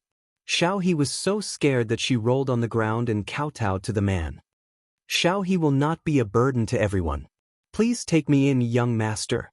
Young master, please take me in." After he finished speaking, he kept kowtowing. Chapter 23:20. The young master didn't say anything more. He coldly glanced at Xiao He, then turned around and left with a flick of his sleeve, leaving Xiao He and the others a lonely and desolate figure. Xiao He clenched her silver teeth and was very resentful. Speaking of which, her beauty far surpassed the round-faced girl beside her, but she didn't expect that the young master really didn't even look at her. He treated her like the mud under his feet, completely disdaining to give her a glance. This made her angry, but at the same time, she also had some doubts about herself. Could it be that her charm had declined? Otherwise, why would she successively suffer in front of 2 young masters in such a short period of time? Noticing that the round-faced girl's probing gaze had fallen on her, Xiao He hurriedly restrained her emotions and lowered her head, putting on a weak and helpless appearance. The round-faced girl looked her up and down for a while, then with a wave of her hand, she threw 6 yellow talismans to her. "You don't have the slightest bit of cultivation or Xian energy, so you can't use high-level talismans. These 3 middle-level defensive talismans, 2 middle-level speed talismans, and 1 middle-level attack talisman are for you to use for self-defense. If you encounter any danger, at a critical moment, you can still save your little life. When we enter the 8 desolate mountain range, remember to follow us closely. You must not act on your own initiative and cause trouble for us." Xiao He was stunned, then her face immediately revealed an ecstatic expression. For a servant who had just been taken in for less than an hour, 6 valuable talismans were given out in one go.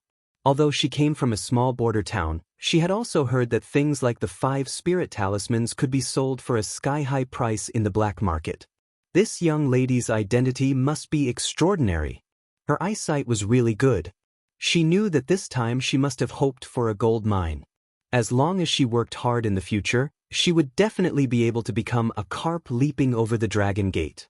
The round-faced girl caught up with her brother's pace. She saw him standing under an ancient banyan tree in a daze, his eyes still staring blankly at a certain place. The round-faced girl's heart was filled with doubts. In the past, she had never seen her brother reveal such an expression. This brother of hers had always been cold and indifferent to people and things. Not to mention that she was only one of his sisters. Even in front of his own sister, the most talented little genius in the family, her brother still had this cold and indifferent appearance. Even in front of his own mother, he was also like this. But now, she saw a strange light in his eyes. The round-faced girl looked in that direction curiously and saw that it was the direction of the carriage. However, a level 8 spirit stallion's running speed was still very fast, and at this moment, they could no longer see any traces of the carriage. "Brother, are you still watching?" The girl could not hide the curiosity in her eyes. The man's cold voice rang out. "Rest for half a day. We'll enter the mountain in the afternoon." Arbor and Emolien were sitting under a tree and eating barbecued meat. Beside them, 8 young people were jumping up and down, opening talismans to attack the annoying mosquitoes and flies in the forest. This was what eldest young miss had ordered them to do. To put it nicely, it was to train the speed of opening talismans. They had spent 5 to 6 days drawing these attack talismans. Sob. The eldest young miss also said that drawing talismans required consumption. If you don't consume it, why don't you draw it? However, he felt that the current situation was not quite right. Could it be that their attack talismans were only used to deal with these little mosquitoes?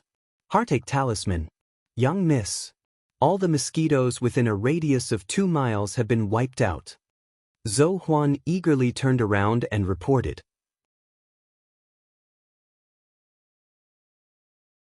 Chapter 23-21. Not bad. Xiaomu nodded unhurriedly. Let's go roast some meat. Zhou Huan and the others immediately cheered and went to the side to barbecue with the food. When everyone was full and collapsed under the tree while rubbing their bellies, Arbor glanced at them indifferently and said, "Tomorrow morning, everyone will hand in 15 mid-level attack talismans. No problem, right?" How could there be no problem? 15 talismans in one night, how on earth should they draw them? No breakfast if you can't draw them. Arbor added another sentence. Zhou Huan, Qi Hua, and the others suddenly wanted to cry. If they had known earlier, they would have secretly hidden a few attack talismans. Why did they have to use them all? The little fellow, who was full, was in a good mood and climbed into the carriage to continue sleeping. Emolien glanced at the 8 people, who looked as if they had lost their parents, and expressionlessly mounted the horse. She said to the coachman, "Let's go."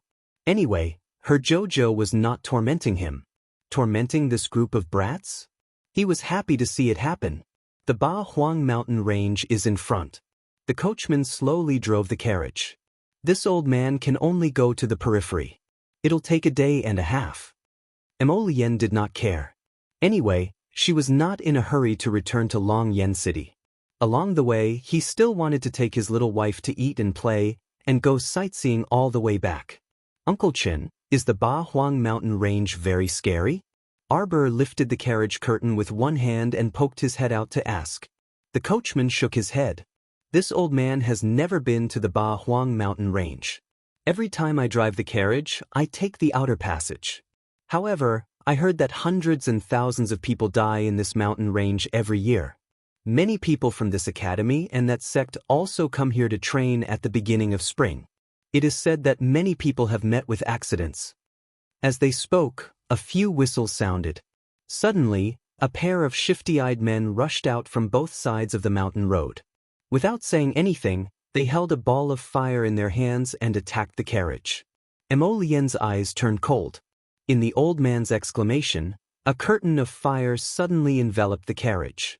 The ball of fire that the shifty-eyed man threw out was instantly extinguished when it came into contact with the curtain of fire. The two of them couldn't help but stare blankly for a moment.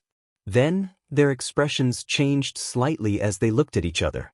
Like burrowing rats, they really jumped into a pit behind the mountain path with a whoosh. How could Emolien allow these two people to come and go as they pleased? He directly stretched out his hand, and a scarlet flame fell into the pit with a bang. The two people who couldn't escape in time were immediately hit by the flames and let out 2 heart-wrenching screams. Rustle, rustle, rustle. From the bushes on both sides of the mountain path, more than 10 people came out one after another, scrambling towards the carriage. Everyone acted as if they didn't care about their lives. Among them, a tall and thin man moved the fastest. He stepped on the shaft of the carriage and reached out to flip the curtain, but a crimson flame suddenly landed on his body, setting him on fire. Ah! That person tumbled down from the shaft of the carriage and rolled on the ground, screaming miserably. That terrifying appearance frightened many people for a moment. "What are you doing?" The little guy lifted the curtain and angrily looked at the dozen strangers. "You want to rob us? Bruh? Wasn't this obvious?" The people who were scared back by Li Hua all stared blankly at the same time. Then, as if they had been injected with chicken blood, they madly jumped back into the carriage. Arbor pursed his small lips and suddenly called out, "Little Snow." The snow leopard's enormous figure seemed to have descended from the sky. Chapter 23-22. With a whoosh, the huge figure landed in the middle of the crowd. The snow leopard's claws slapped down a few times, sending the rowdy people flying. Arbor's eyes showed traces of suspicion. He hugged his small arms and looked at the people who didn't care about their lives. What was wrong with these people? They were clearly a group of ordinary people who didn't even have the strength to truss up a chicken. What were they thinking? Why did they have the idea of robbing people? In this group of more than 10 people, only the 2 low-level weak spirit masters could be of use. The others were all ordinary people, right? Arbor's eyes flashed. He squatted at the door of the carriage and looked at the people who were sent flying by the snow leopard. He looked at them suspiciously. They looked very suspicious. Mo Lien looked at the 2 people who crawled out of the pit with black faces in disdain. The horse's hooves flew out and kicked them. Bang! Bang! 2 kicks sent the 2 of them tumbling backward, their faces buried in the ground with a bitter look on their faces. Zhou Huan and the other 8 people took out body-securing talismans and slapped them on the people around them. A battle, from start to finish, definitely didn't take more than 2 minutes. More than 10 crooked people were all strangely fixed in place. They had bitter faces as they wailed. Mo Lien didn't get off her horse. She only waved her horse whip and pulled up a monkey-like person beside the pit and threw him to the ground. "Speak, who sent you?" Looking at their mysterious skills, they couldn't have been sent by the palace, that even if his uncles couldn't wait to send people to deal with him, they couldn't have sent these crooked people. Mo Lien couldn't help but have some doubts. Old Man Chen on the side sat back down in fear. He wiped away his sweat and quickly said, "This group of people should be the bandits who occupy the outskirts of the Ba Huang mountain range. They specialize in robbing merchants. If they meet a small training group, or a group from an academy or sect, they wouldn't dare to act recklessly. They usually rob small groups of 4, 5, 7, or 8 people, or trade caravans that people with discerning eyes can tell are very weak at first glance." Mo Lien's expression was a little uncertain. She turned to look at Zhou Huan and the others. "Do I look very weak?" Zhou Huan and the others smiled awkwardly. "How could that be? It's these people who have no foresight." In the end, he kicked a thick iron plate. Arbor jumped off the horse and ran to Mo Lien's side. He bent down and carried her onto the horse. "Who are these weaklings? Are they sure they didn't come here to be a joke? With such strength, how could he learn how to rob others? He would have been insta-killed in a matter of minutes." Mo Lien gave Zhou Huan a look, and the boys surrounded them. They carried the guy whose face was bruised and swollen from the crown prince's fire, walked over and urged, "Tell us the truth. Who are you people?" "Sirs, please spare my life. We're just a group of refugees who fled to the Ba Huang mountain range because our lives were hard. Because we couldn't live anymore, we had no choice but to do this. Looking at your clothes, you seem to be living a good life." Arbor looked them up and down and said bluntly. The 2 low-level spiritual masters in the lead were a little embarrassed. "Because our luck was good before, and we robbed a few fat sheep." However, their group's long-established good luck came to an abrupt end when they met Arbor and the others. "I'm sleepy, I'll read 2 more chapters when I wake up." You're tuning in to the Passion Pages YouTube channel. We're so grateful for your support, and don't forget to subscribe to join us on this incredible journey through captivating stories. Your generosity through donations truly makes a world of difference, as it's the primary source of revenue that allows me to expand and enhance this channel for you. Thank you from the bottom of my heart for being a part of this adventure.